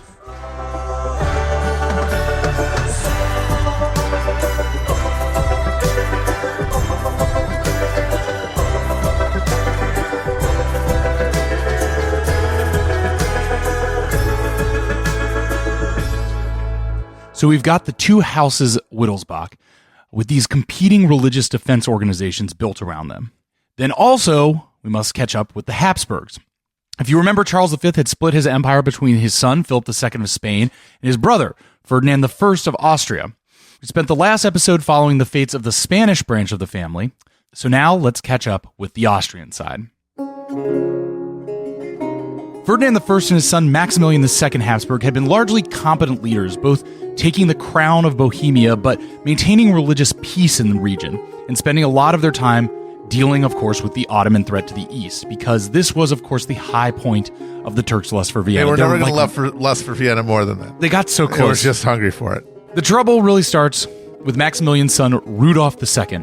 Rudolf was a real character, moving the Habsburg court from Vienna to Prague, then largely withdrawing from religious controversies of the day. In fact, Rudolf's main thing was art, the occult, and his legendary Cabinet of Curiosities. His collection of artifacts, natural oddities, and fantastic trinkets he spent hours upon hours with. My man was literally pondering his orb. All day. Crucially, in 1609, an aging Rudolf issues the Letter of Majesty, a document granting religious freedom and certain privileges to Protestants in Bohemia. This is the status quo the defenestrators were living under in 1618. Rudolf begins a period of imperial decline as he dies childless, passing the imperial crown and Bohemian throne onto his brother Matthias. Matthias, once wrangling power from Rudolf, also proved ineffectual, though less orb-pondering than his brother, and did little to broker increasing tensions within his realm. By the time of the defenestration, he too was old, doddering, and without an heir, and within a year of the incident, he would be succeeded by his cousin Ferdinand II. So that's the straight chronology of the Habsburgs in Austria. But Matt, what's going on with the actual levers of power here in the Austrian Habsburg line? So Rudolf II was, by all accounts, a strange duck. He had deeply negative personal feelings for all of his siblings. He refused to marry or father children. He did just upped and moved his court to Prague, stopped governing, and started pondering. Now, some of this is explained by Rudolf's fragile personality, but his decision to engage came at a time when governing the Holy Roman Empire was becoming an impossible task. The emergence of confessional camps within the empire made achieving consensus in the parliament, the Diet, increasingly tedious. At best, the courts could forestall conflict, never resolve it. Armies were raised to hash out the sort of succession questions that used to be the empire's raison d'etre, all while the Turkish menace in Hungary and the Mediterranean loomed unabated. And to make matters worse, his brother Matthias had never reconciled himself to his disinheritance after their father broke with German precedent and left his undivided estate to Rudolf alone. Unable to impose his will on a fractious polity, Rudolf retreated into fantasy. According to one of his brothers, His Majesty is interested only in wizards, alchemists, Kabbalists, and the like, sparing no expense to find all kinds of treasures, learn secrets, and use scandalous ways of harming his enemies. He also has a whole library of magic books. He strives all the time to eliminate God completely, so he may in future serve a different master. Whatever supernatural aid Rudolf sought was unable to prevent Matthias from making enough promises to enough powerful people within the empire to force his brother into abdicating power to him. But Matthias soon found out that not all of the Austrian Habsburg struggles could be reduced to Rudolf's eccentricities. So one thing we can focus on from this period of the Habsburgs is the rising importance of Bohemia. The Habsburgs were attempting to make the elected crown of Bohemia as much a hereditary right as the elected crown of the Holy Roman Emperor was becoming. Of particular note about Bohemia was not only was it the one kingdom contained within the empire, not only was that crown elected, but Bohemia's Protestant tradition was deeper than the rest of Germany's. As we went over in episode 1, Bohemia was the location of the Hussite heresy, or rebellion, or whatever you want to call it, the pre-Lutheran Reformation that had won the Bohemians some freedoms of religious practice way back in the 1430s, almost 200 years earlier. The Bohemian Utraquist Church, as it was known, along with the encroaching Lutheranism, comprised a large portion of the Bohemian population and, crucially, its lower nobility and city burgher class. Now, Utraquism, meaning each of two, as in able to receive both that bread and that wine at communion. We fought for this, goddammit, was sort of a Central European Anglicanism, without the fervent confrontationalism of the sects that emerged out of the Reformation, because that strain had been crushed, the Taborites that we talked about earlier. But among the Utraquist nobility, there was a faction that took inspiration from the anti-Catholic movement surrounding Bohemia to press for a more expansive settlement with their king. Matthias made a lot of promises to secure Bohemian support for his challenge to Rudolf, but Matthias was also aging and childless, and the estates worried about what would come after him.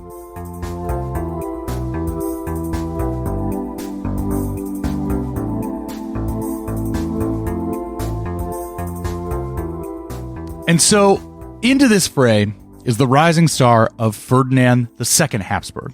Ferdinand was educated by the Jesuits, who were basically the Catholic Marines of this era, fiercely focused spiritual warriors dedicated not just to stopping the spread of the Protestant mind virus, but outright eradication of its strain. Yeah, they were JSOC. Yeah, they were the operators. Yes, they were the beards. CIA within the Roman Church. Yeah. Unlike the previous two Habsburg emperors, Ferdinand was relatively young. He was 40 in 1618. Virile, he would go on to have 7 children, ensuring the continuation of the Habsburg line, and at least somewhat capable. Before becoming emperor, he had reached a settlement with the Protestant Hungarians for religious toleration in exchange for being elected their king, a peace Matthias had failed in achieving. It's possible Ferdinand would have been down to keep a similar peace with the Bohemians had they not all decided to go sicko mode. They really did. With the defenestration. But Matthias arranged for Ferdinand to be voted King of Bohemia in 1617. With Ferdinand's assurance, he would respect the letter of majesty and the Protestant religious freedoms. And more politicking would get Ferdinand elected the Holy Roman Emperor on Matthias' death in 1619 by securing the support of the Protestant but cautious John George of Saxony, his own vote as the King of Bohemia, plus the 3 archbishops. But all of this is happening right around the time of the defenestration, so the security of these positions was immediately in jeopardy. And the timing of this is a little complicated. The defenestration happens after Ferdinand has been crowned King of Bohemia, but before he's become the emperor, crowned Holy Roman Emperor. And the actual crowning of the emperor is also confusing because so he has his own vote as king, the vote of John George, plus the 3 Catholic archbishops. But he ends up getting a unanimous vote anyway, because at a certain point, it's like, well, he's going to win, and you don't want to be seen votes as for him. Voting against him. Yes. So even after what's going to happen next, the Palatinate votes for him as well. Right, and so I believe at this point, they have not even officially kicked Ferdinand off the throne of Hungary yet. Yes. So it's all, there's this period where things are very fluid. Yes. But then it solidifies into a outright rejection by Hungary of one line and an invitation to another. Right. So in the Protestant legend that would spring up during the war, the Bohemian defensors threw the king's representatives out the window because they were threatening religious liberty. Right. And that's certainly true. It was a demand to cease the construction of Protestant chapels on royal land that started the whole thing. But the danger of re-Catholicization wasn't just to souls. It was to the power and position of the Bohemian estates. Re-Catholicization meant Jesuits tempting the common people with parades and plays, but it also meant government positions in the bureaucracy going to Catholic nobles whose loyalty was to Rome and Vienna. With grain harvests drowning in the fields, military nobles being replaced by professional mercenary captains, and church offices abolished, government posts were the only guarantors of familial advancement. Mm-hmm. Ferdinand's coronation put the long-term position of the Bohemian Protestant nobility at risk. Count Thurn, the Star Wars-ass named noble who led the revolt, had lost a key post to Martinitz in the royal bureaucracy, who he would later have thrown out of a window. It's funny how those religious prerogatives and getting a good job. It is wild. Keep on lining up. It's wild. But that happened in 1617. Thurn loses a position to Martinitz, and that starts him down the road to organizing this revolt in defense of his prerogatives and his family's line. And thanks to the concessions they had wrangled from Rudolf and Matthias during those guys' struggle for power, the estates had the institutional capacity to coordinate a response rather than allow their new king to dictate terms. The deteriorating agricultural conditions, the increasingly unstable monetary economy, and the attendant religious fanaticism provided the necessary motivation for the Bohemians to make a bold and dangerous play. The social technologies unleashed by print, the Reformation, and urbanization gave them the tools to do so and confidence that they could actually win. So, as soon as Ferdinand II steps into his roles as the King of Bohemia and the Holy Roman Emperor, everything starts to fall apart. And indeed, in August 1619, the Bohemian Diet, pushed into action by the bold public defiance of the defenestration, deposes Ferdinand as king. Mm-hmm. The Bohemian Diet is then tasked with the question of who should rule them. Whoever they offered the crown to would be the swing vote among the 7 electors of the empire. The other 6 were divided between 3 Protestant princes and 3 Catholic bishops. Anyone who accepted would immediately be inviting a military response from an emperor who couldn't let such a challenge go by while maintaining his authority. This meant that the field of potential candidates was extremely narrow. John George, the powerful Saxon elector, let it be known that he would not accept the crown, which takes us back to Heidelberg.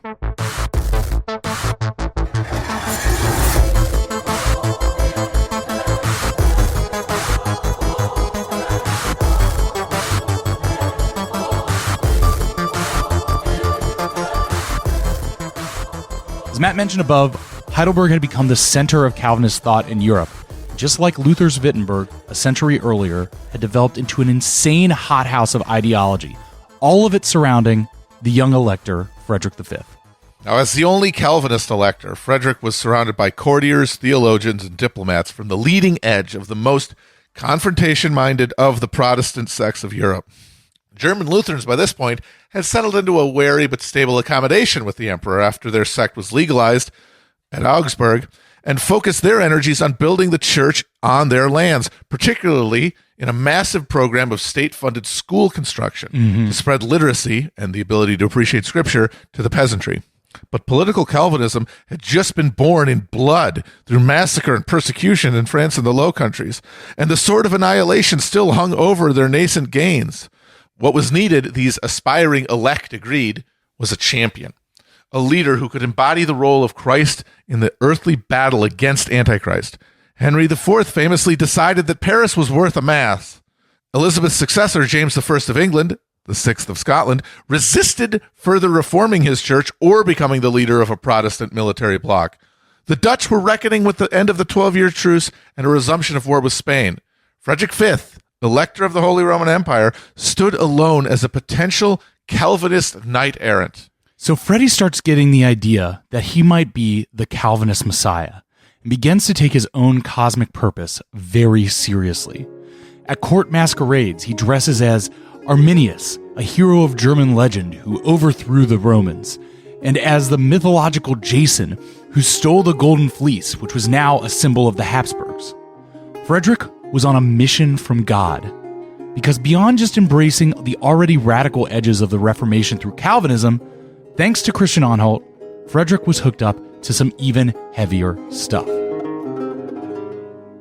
So not all the Calvinists who gravitated to Heidelberg University and the elector's court did so out of a devotion to predestination or hatred of church pews.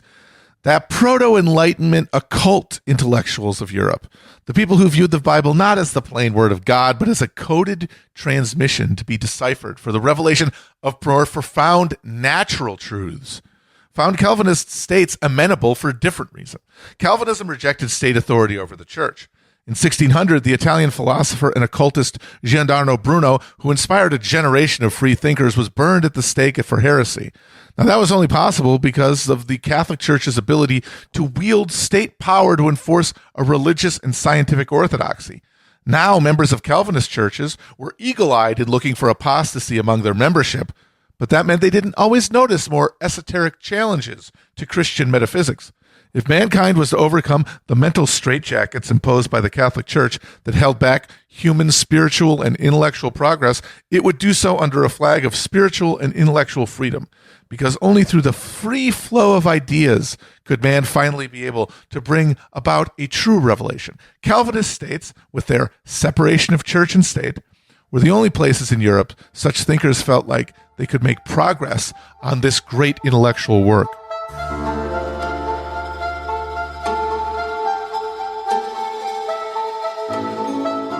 In 1614, a mysterious pamphlet appeared in bookstalls in the state of Kassel, north of the Palatinate. It was titled Fama Fraternitatis, or A Discovery of the Fraternity of the Most Noble Order of the Rosy Cross. There was no named author. Manuscript versions had been circulating among esoteric thinkers for years, but this was the first public announcement of the so-called Rosicrucian Brotherhood. The document purported to be the manifesto of a secret group of learned, godly men who were working towards the final perfection of the human race and the creation of heaven on earth. Their society was to be the Jedi to the Catholic Sith. Whereas the Jesuits sought to shroud Europe in the mists of superstition, the Rosicrucians aimed to shine a torch of enlightenment that would raise every person to their most exalted spiritual state. They lived secluded in a hidden city of light, where they devoted themselves to the free and open investigation of all scientific and spiritual ideas. Their immense learning meant they were able to cure all illnesses. They lived, quote, free from all disease and pain, but still ventured out to live in disguise among the common people, healing the sick and preparing the ground for their eventual unveiling. When that day came, quote, we do promise more gold than both the Indies bring to the King of Spain, for Europe is with child and will bring forth a strong child who shall stand in need of a great Godfather's gift. The pamphlet also described sigils charged with occult meaning that could be understood only by the adept. The Fama was written in German as an announcement to the urban mass audience who had snatched up Luther's work. A year later, another pamphlet was published, this in Latin for a more learned, select audience. Within it were keys to unlocking the deeper symbolic truths that had been hidden in the first pamphlet. This new one was called Confessio Fraternitatis, or the Confession of the Laudable Fraternity of the Most Honorable Order of the Rosy Cross, written by all the learned of Europe. Wow, you really got all the learned for your pamphlet? All the damn learned of Europe wrote this motherfucker. God damn, that's a lot. It's like a fucking Wu-Tang album. We got everybody on this piece. The volume got more specific in its prophecy of a new general reformation of all divine and human things. In its a champion, that strong child written of in the Fama, nurtured by the great Godfather's gift of Rosicrucian teachings, would, with the cry of a lion, smash papal tyranny in Germany. All of the, quote, servitude, falsehood, lies, and darkness, which by little and little crept into all arts, works, and governments of men, would be banished, and the moment come when the world shall shake out of her heavy and drowsy sleep, and with an open heart, bare head, and bare foot, shall merrily and joyfully meet the new arising sun. Patriots, these pamphlets assured, were in control. Yes. The work ended by warning all dishonest men from attempting to contact the brothers who vowed to stay in hiding for 100 years, but left the door tantalizingly open for the pure of heart to seek out these secret teachers and join their ranks to help them bring about the illumination of mankind. Could you say where they went one, they went all? They went motherfucking all. Rosicrucianism took its place among many esoteric and mystical philosophies gaining popularity in the day. Hermeticism, a philosophical system based on the writings supposedly from Hermes Trismegistus, the thrice blessed. The thrice blessed Hermes! A mashup of the Greek Hermes and the Egyptian god Thoth had regained prominence in the Renaissance, emphasizing the unity of all and the existence of a single true theology discoverable through esoteric and scientific study. Hermeticism inflected the popularity of alchemy, and at this point many courts employed alchemists, and kings like Philip II engaged in it himself, and also astrology. No less than the great astronomer Johannes Kepler, court mathematician to the Austrian Habsburgs at the time, would complain of having to support himself ministering to astronomy's, quote, silly little daughter of astrology. Rudolf II obsessed over alchemy and employed figures like John Dee, the mathematician and occultist who advised Queen Elizabeth I in his pursuits of the philosopher's stone. As the currency crisis grew, the tantalizing promise of alchemists to pull precious specie out of common metals became an intense state pursuit across the corps of Europe. It was the DARPA, or skunk works, of its day. And, interestingly enough, while the pursuit was for the fantastical idea of turning lead into gold or whatever, these people did actually come up with many new innovations around these times. That's absolutely like you cannot take the alchemical pursuit away from the greater scientific revolutions of the time that brought about things like the new mining techniques. Exactly. That increased the ability to power a industrial economy and pull more specie from the ground, circulate the economy, and increase economic activity. And of course, this is a little later, but we got to bring up this guy. You would get real scientific discoveries from these fantastic pursuits, like Henning Brand, the German alchemist who discovered phosphorus by boiling hundreds of gallons of his own piss down to the concentrated... He also collected other people's piss. Give me your piss, man. Yep. It's for science. I need your piss. It's for science. And you know what? When the guy with the big-ass wizard hat comes to you and says, this is for science, you listen to him. Yes. He could turn you into a newt. Yes. Give him your piss. So he boiled up so much piss that eventually it started glowing in the dark. And that's how phosphorus That's how we found phosphorus. The funny thing was that he recorded his methodology very meticulously, which again, predecessor to a genuine scientific method. And later scientists looking at it were like, oh, he's skimming all these salts off the top of it. That's where the actual he's fucking up the thing. It could have gone much easier. He could have used much less piss. But like you see something like that, and it makes you realize these people weren't idiots for taking this stuff seriously, and for kings for employing alchemists. This motherfucker boiled piss, and now it's glowing in the dark. That's real. That's a real thing now. Yes. How are you? You couldn't make that happen. Yes. If he tells you why, if he's explaining to you why that happened, he's the one who did it. Why wouldn't you believe him? Exactly. But of course, this was all mixed into this melange of fantastical thinking, both true scientific pursuits and other things. And among those other things, ghosts were common occurrences reported with seriousness in the courts of Anhalt and Brandenburg. John Dee and Edward Kelly brought scrying and communing with angels into the courts of England and then into Central Europe. This is all very heady stuff. The same material that figures like Aleister Crowley would base their 20th century occultism on. And the boundary between these eras' scientific occultism and the apocalyptic Christianity of the Rosicrucians was thin to non-existent. So in the fall of 1618, between the defenestration and Ferdinand's deposition as king of Bohemia, a comet appeared in the skies above central Germany. It became the focus of much speculation from the learned and common folk alike. It was clearly a message from God, but of what? The grist for a supernatural understanding of the world, natural signs, astrology, demonic and angelic possession, were subject to the same written analysis as the proto-science of alchemy and the numerological decoding of the mystical Jewish Kabbalah. Any literate European could read the works of occultists, Paracelsian medical scientists, and alchemists, all grasping to understand the same questions, but without a shared heuristic of understanding. Secret truths seemed tantalizingly close. The Rosicrucian manifestos inspired uncounted copycats, secret societies of people who imagined that they could make contact with the brothers by imitating them, or failing that, embodying them instead. In Heidelberg, the references to a German lion, the lion was the heraldic symbol of the Palatinate, bringing about a redemption of Christendom could not be ignored. It's unknown if the manifestos were written as propaganda for the grand project of Wittelsbach expansion, or as a prod by sympathizers to encourage the project to fruition, or as a prank by restless, frustrated minds seeking to immanentize the eschaton through force of will. No matter what the motivation was, the result was that many of those who might have otherwise resisted provoking of confrontation with the emperor found themselves carried away by this reassurance of ultimate victory. The same printing press that had brought them the good news of evangelical salvation also brought them the good news of the triumph of the lion over the Habsburg eagle.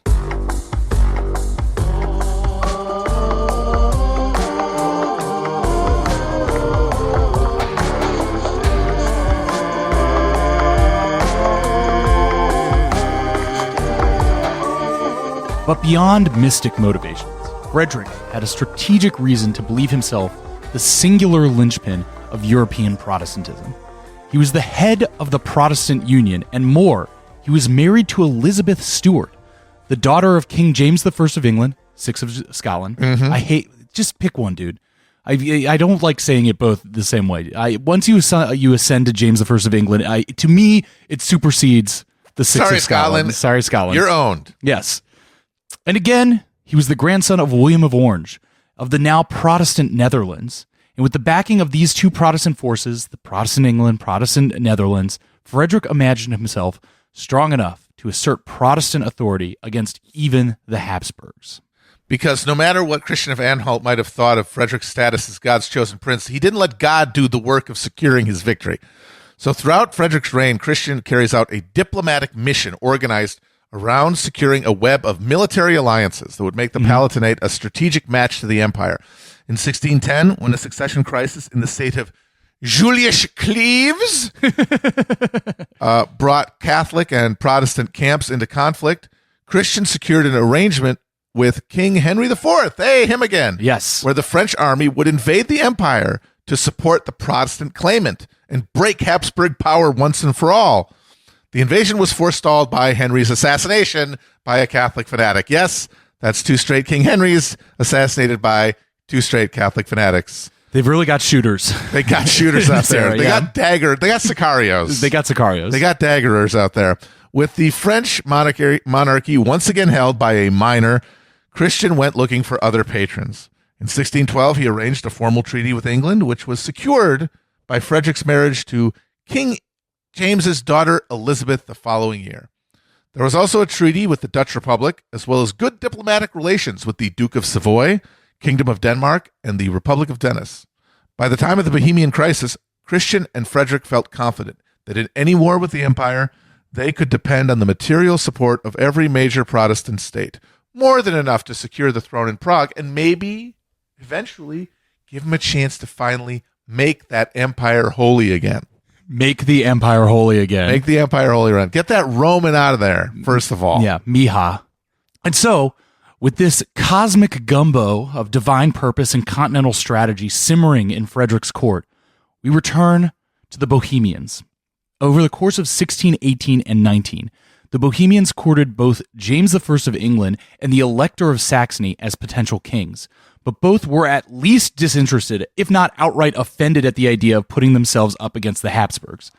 In the summer of 1618, Frederick sent a mercenary force commanded by Ernst von Mansfeld to reinforce the Bohemians, and after a siege, Mansfeld was able to topple the Catholic stronghold of Pilsen in November, leaving the Protestants in total control of Bohemia.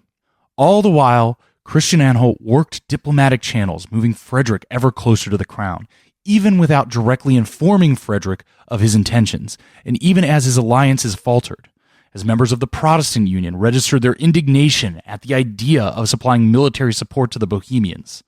Nonetheless, on August 26, 1619, the Bohemian Estates, in a vote of 146-7, elected Frederick V as their king. 2 days later, on August 28th, Ferdinand II was elected Holy Roman Emperor in Frankfurt, including the vote of the Palatinate. Mm-hmm. At the time of Ferdinand's election as the Holy Roman Emperor, locals noted that a swarm of bees had gathered in front of the Rathaus, which they took as a bad omen. The following day, Frederick was informed he was now the King of Bohemia. Quote, "It is a divine calling which I must not disobey." Frederick wrote to his uncle, the Duke of Bouillon, "My only end is to serve God and his church." He accepted the crown. Now, in June, the Bohemian revolt leader, Count Thurn, had led an army of 10,000 into Austria, gambling that bold action would catch the Habsburgs unawares and allow him to take Vienna. This would rally support in Moravia, which was to the east of Bohemia and which was currently in revolt. Now, the army laid siege to the city, and for a moment, the entire war looked like it hung in the balance. Vienna, at the moment, was largely empty of troops. Ferdinand was in the middle of negotiations with a group of Protestant nobles in the city when Thurn's army showed up. That got the nobles all hot and bothered, and they attempted to seize the president's person. Ferdinand had to flee to hide in a chapel and was only rescued by the timely arrival of 5 companies of arquebusiers. The timely arrival of 5 companies of arquebusiers. That's the kind of phrase that I wanted to do this whole series for. This is the reason you talk about this stuff, folks. The Baroque period, we love it. The 5 companies of arquebusiers. At no other time in history are you going to have 5 companies of arquebusiers deciding anything. Yes. But soon reinforcements made it through the haphazard siege lines. The students of Vienna's universities were mobilized into service, and Catholic backs were stiffened. Thurn, in his rush, had neglected to bring siege cannons, and the expected citizen rebellion that would have delivered Vienna to him never materialized. So, on June 12th, Thurn's exposed army lifted their siege and marched north. Now, the effect in Vienna was to convince the Catholics of the city that the Protestant nobles were traitors in league with the foreign army. Protestant leaders had to flee the city and raise troops on their own lands.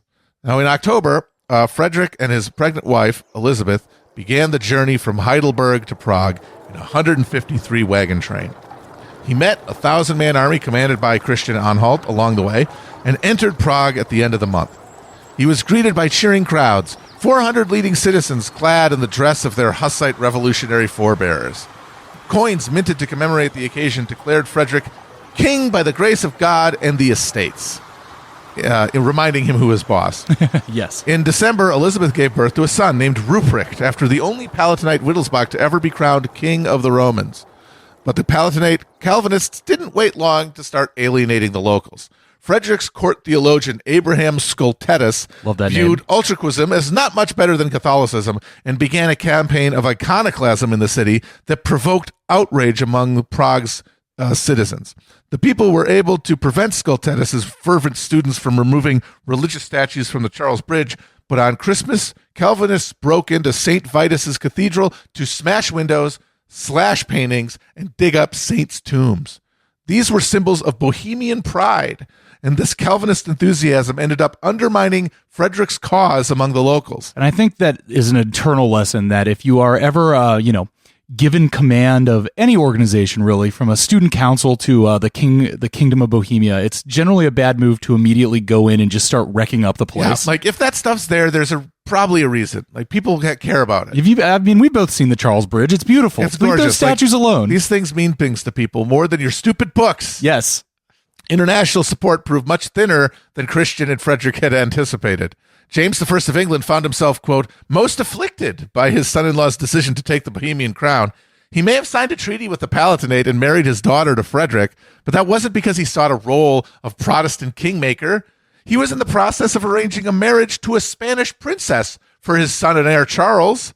James's goal was to pursue power and influence for England as a peacemaking intermediary between the two confessional blocs, the thing that the Holy Roman Emperor could no longer accomplish. Right. James sent a diplomatic mission to broker an agreement that the situation had now rendered impossible. He also allowed for the raising of volunteer units in England and Scotland, and thousands of British troops ended up serving the Palatine cause, but there was to be no formal English intervention.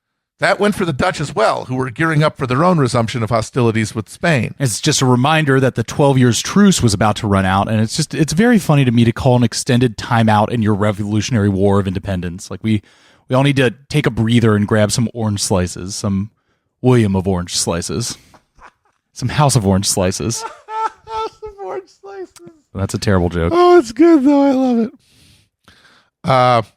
Even the member states of the Protestant League hesitated to declare open war with the emperor. The greatest material support Frederick was able to count on was the money the crafty Duke of Savoy in northern Italy had put up to get Mansfell's army in the field. The carefully woven tapestry of alliances and assurances the Anhalt chancellery had created couldn't withstand the weight of real convulsive conflict. Full of Rosicrucian and Calvinist prophecy, Christian and Frederick had assumed the most expansive possible interpretation of their alliances. Interpretations not shared by the other parties. That left the Bohemian cause to rely on Mansfeld's mercenary army, as well as the troops that could be raised by local commanders. The only sizable foreign allied force was the cavalry formation of the Transylvanian wild man Bethlen Gabor. Bethlen Gabor. Oh, baby. Let's try to dispense with Bethlen right now, because otherwise it's very hard to integrate him into the story. Yeah, he comes back and forth a little bit, but yeah, so Hungary at this time is another one of these elected monarchies. Yes, well, it's a rump monarchy because at the Battle of Mohacs, the entire cream of the Hungarian nobility, including the king, were massacred by the Ottomans. Large portions of it were under Ottoman control.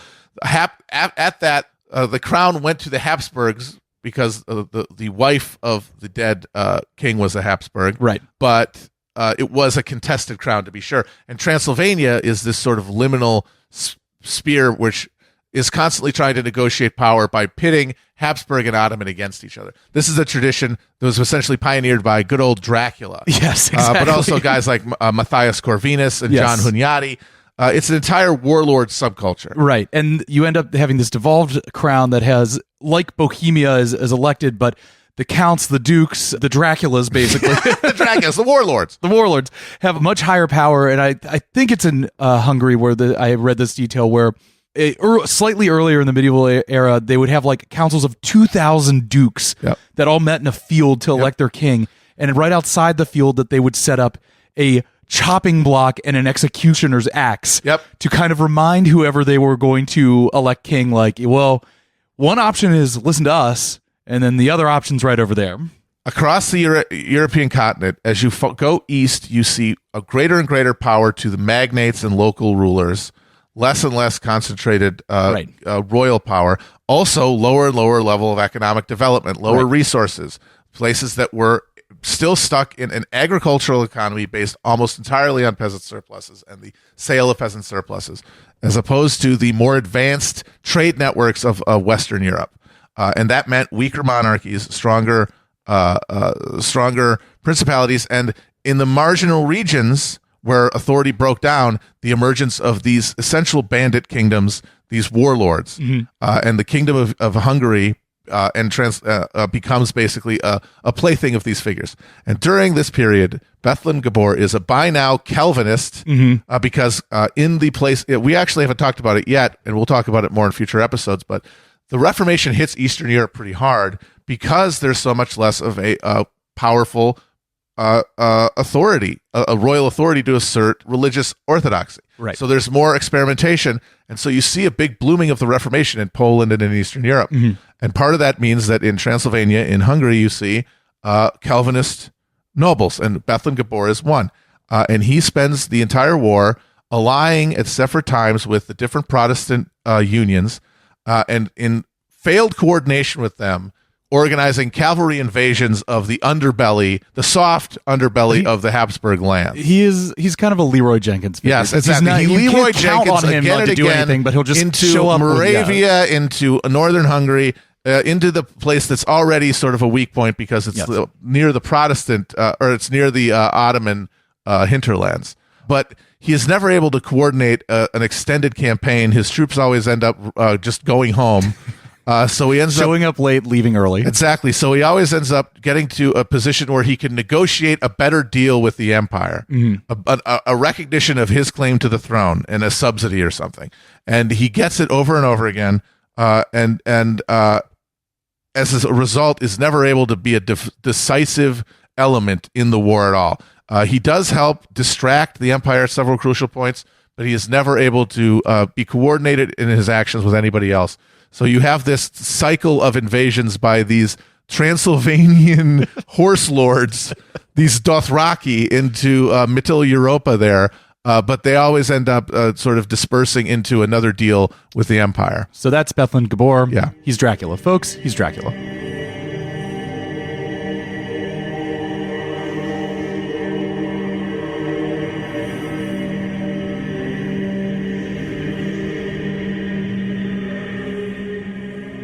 Even in Bohemia itself, while the citizens of Prague had funds for lavish celebration upon his arrival, complete with fountains of wine, Frederick still learned there was little money to raise an army or fund a militia.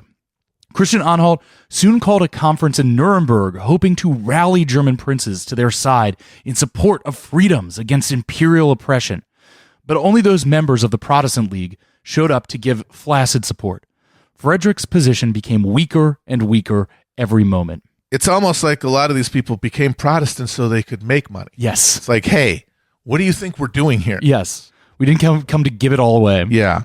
You can figure it out. Or maybe you should have figured it out before. Exactly. Meanwhile, despite his early close call in Vienna, Ferdinand's support rallied.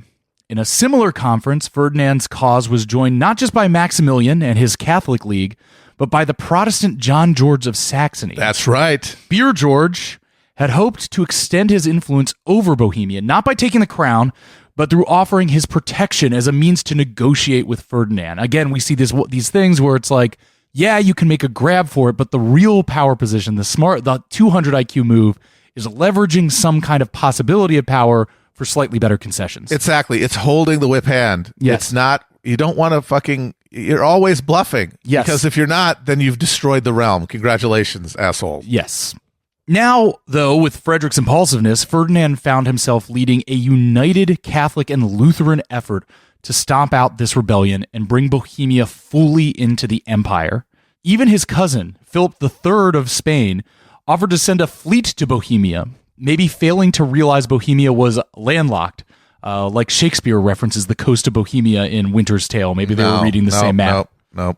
In other Habsburg holdings, however, there were more dedicated opponents. In the Spanish Netherlands, the Genoan general Ambrosio Spinola monitored the situation with much interest.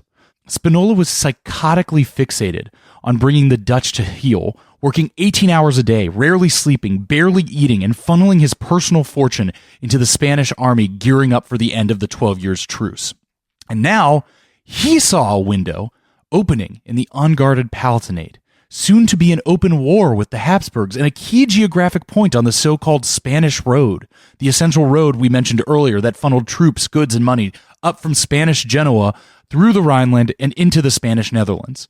And so he began amassing troops for action, and permission to march was dispensed from Madrid on June 23rd, 1620. 1 month later, on July 23rd, Maximilian of Bavaria's Catholic army crossed into Bohemia. Ferdinand had secured Maximilian's cooperation by secretly pledging to transfer Frederick's electoral title to him if his army was victorious. So now Maximilian had some real skin in this game. Led by Johann Cercles, the Count of Tilly, the Catholic League army was a mercenary army numbering 25,000 men, complete with artillery. The 12 largest cannons were each named after one of the apostles. Now, Tilly had been born to a devout Catholic Dutch family, educated by Jesuits, and had joined the Spanish army to fight the Protestant Dutch rebels at the age of 15. He later fought the Ottomans in Hungary in the Imperial Army, eventually becoming a field marshal before being appointed chief of the Catholic League forces in 1610. He is a brilliant military commander and a stern disciplinarian, known for imposing strict camp morality on his troops. A personally austere monk in armor, who now led his force relentlessly towards Prague. Now, while the imperial forces were gathering strength, the Palatine cause was disintegrating. Haphazardly collected taxes and foreign subsidies were not enough to keep Frederick's armies in the field paid and fed. The first of many mutinies broke out as soldiers refused to remain under arms without compensation. To keep his troops fed, Count Mansfeld raided the city of Pilsen for cash and began forced requisitions of peasant property to keep his troops fed.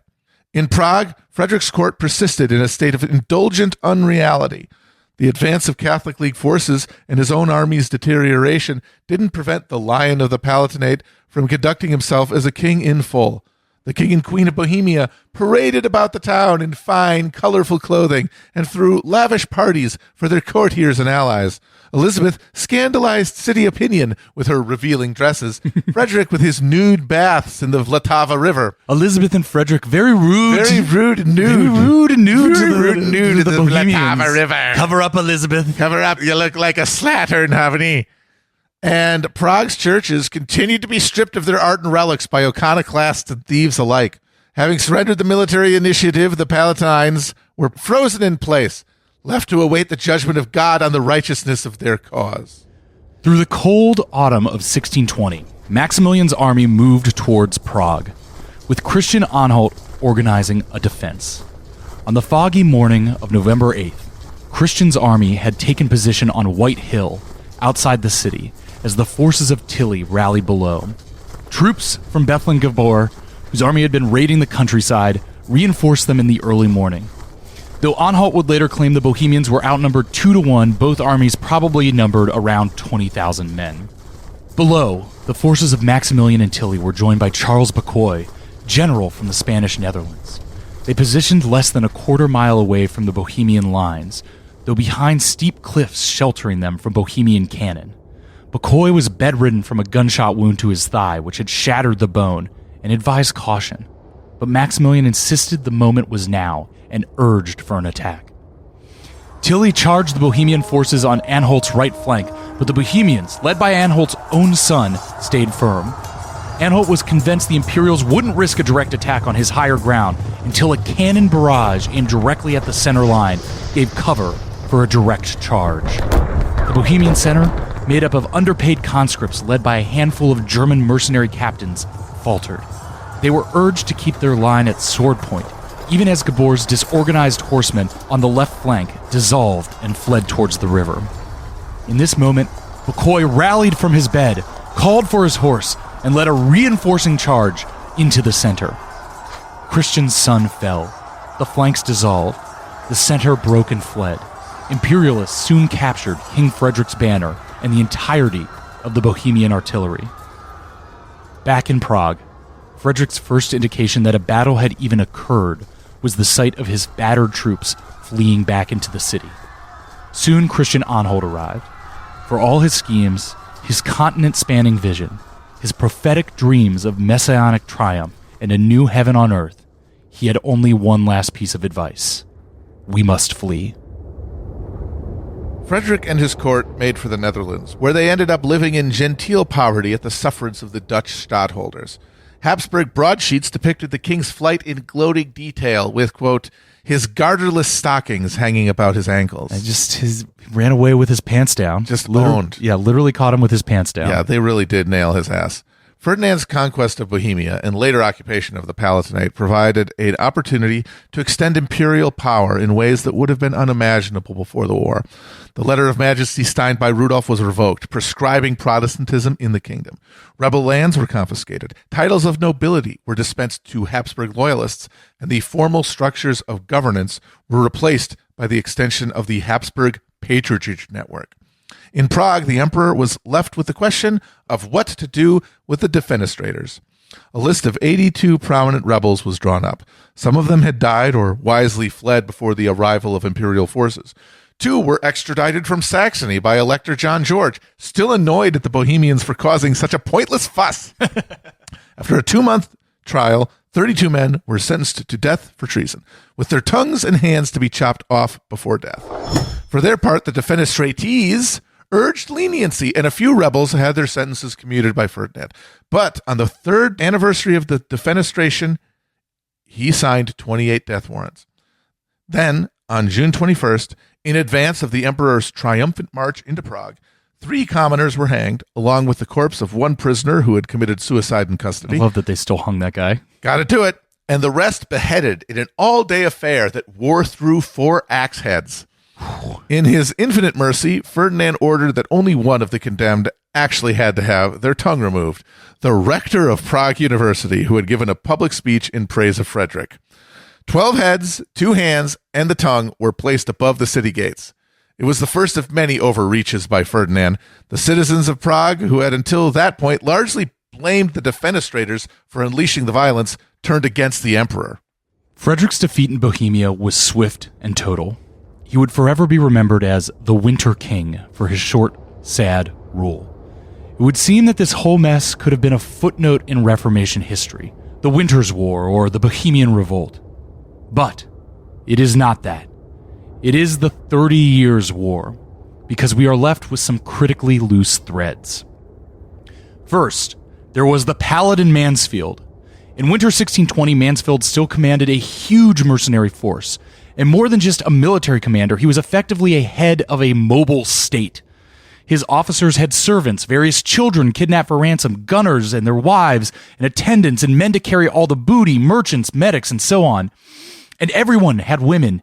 In standing mercenary armies of this size at this time, there were 6 or 7 children born every week. Mansfield found himself landless, patronless, and with a price of $300,000 on his head. His only source of power was keeping his army in the field and dangerous.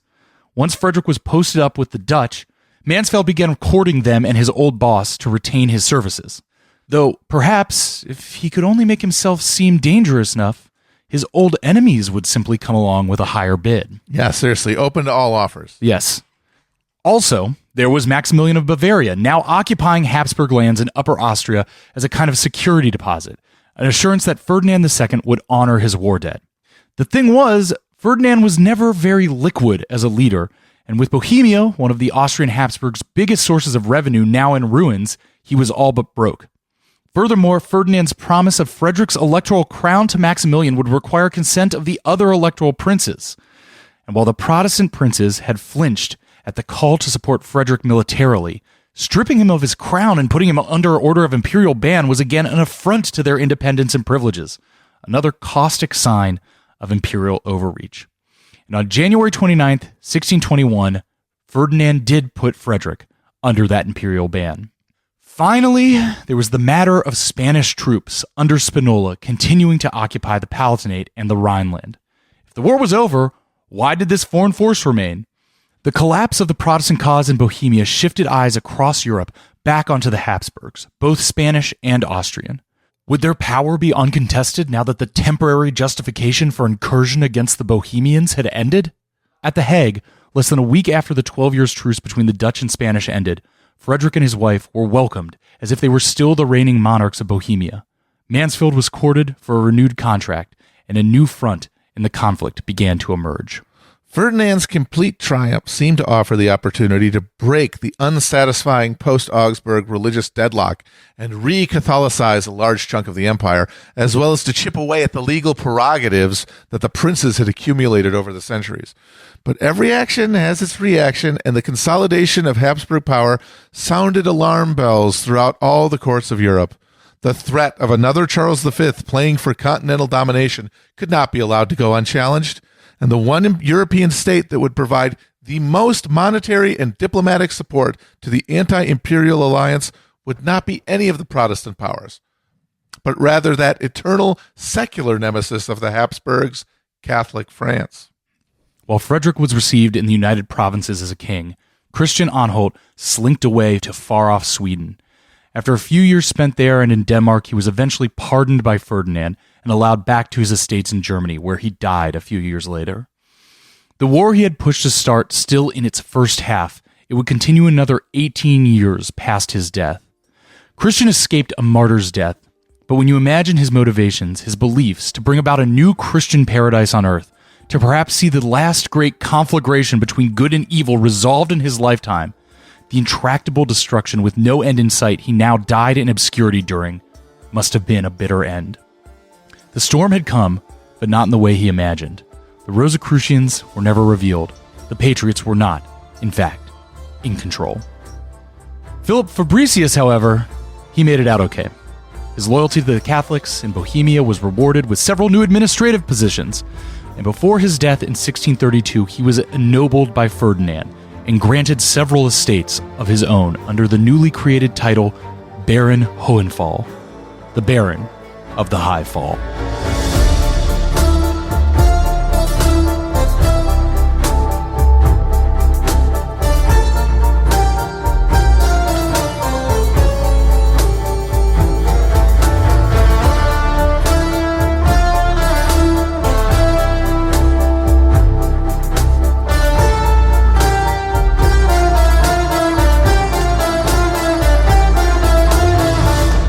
Hell on Earth is written by Matt Christman and Chris Wade. It's produced by me, Chris Wade, with editing from our co-producer, Nick Quaz. Show art and animation is from the great Ben Clarkson, and you can find a supplemental interactive atlas for the series by John White over at hellonearth.chapotraphouse.com. Our theme music is by Nick Diamonds, with additional music by Alessandro Takeshi, Austin Riley, Blackout Princess, Frederick Scarfone, and John Ahrens. Join us next week as the war breaks out beyond the borders of Bohemia and demands an international intervention.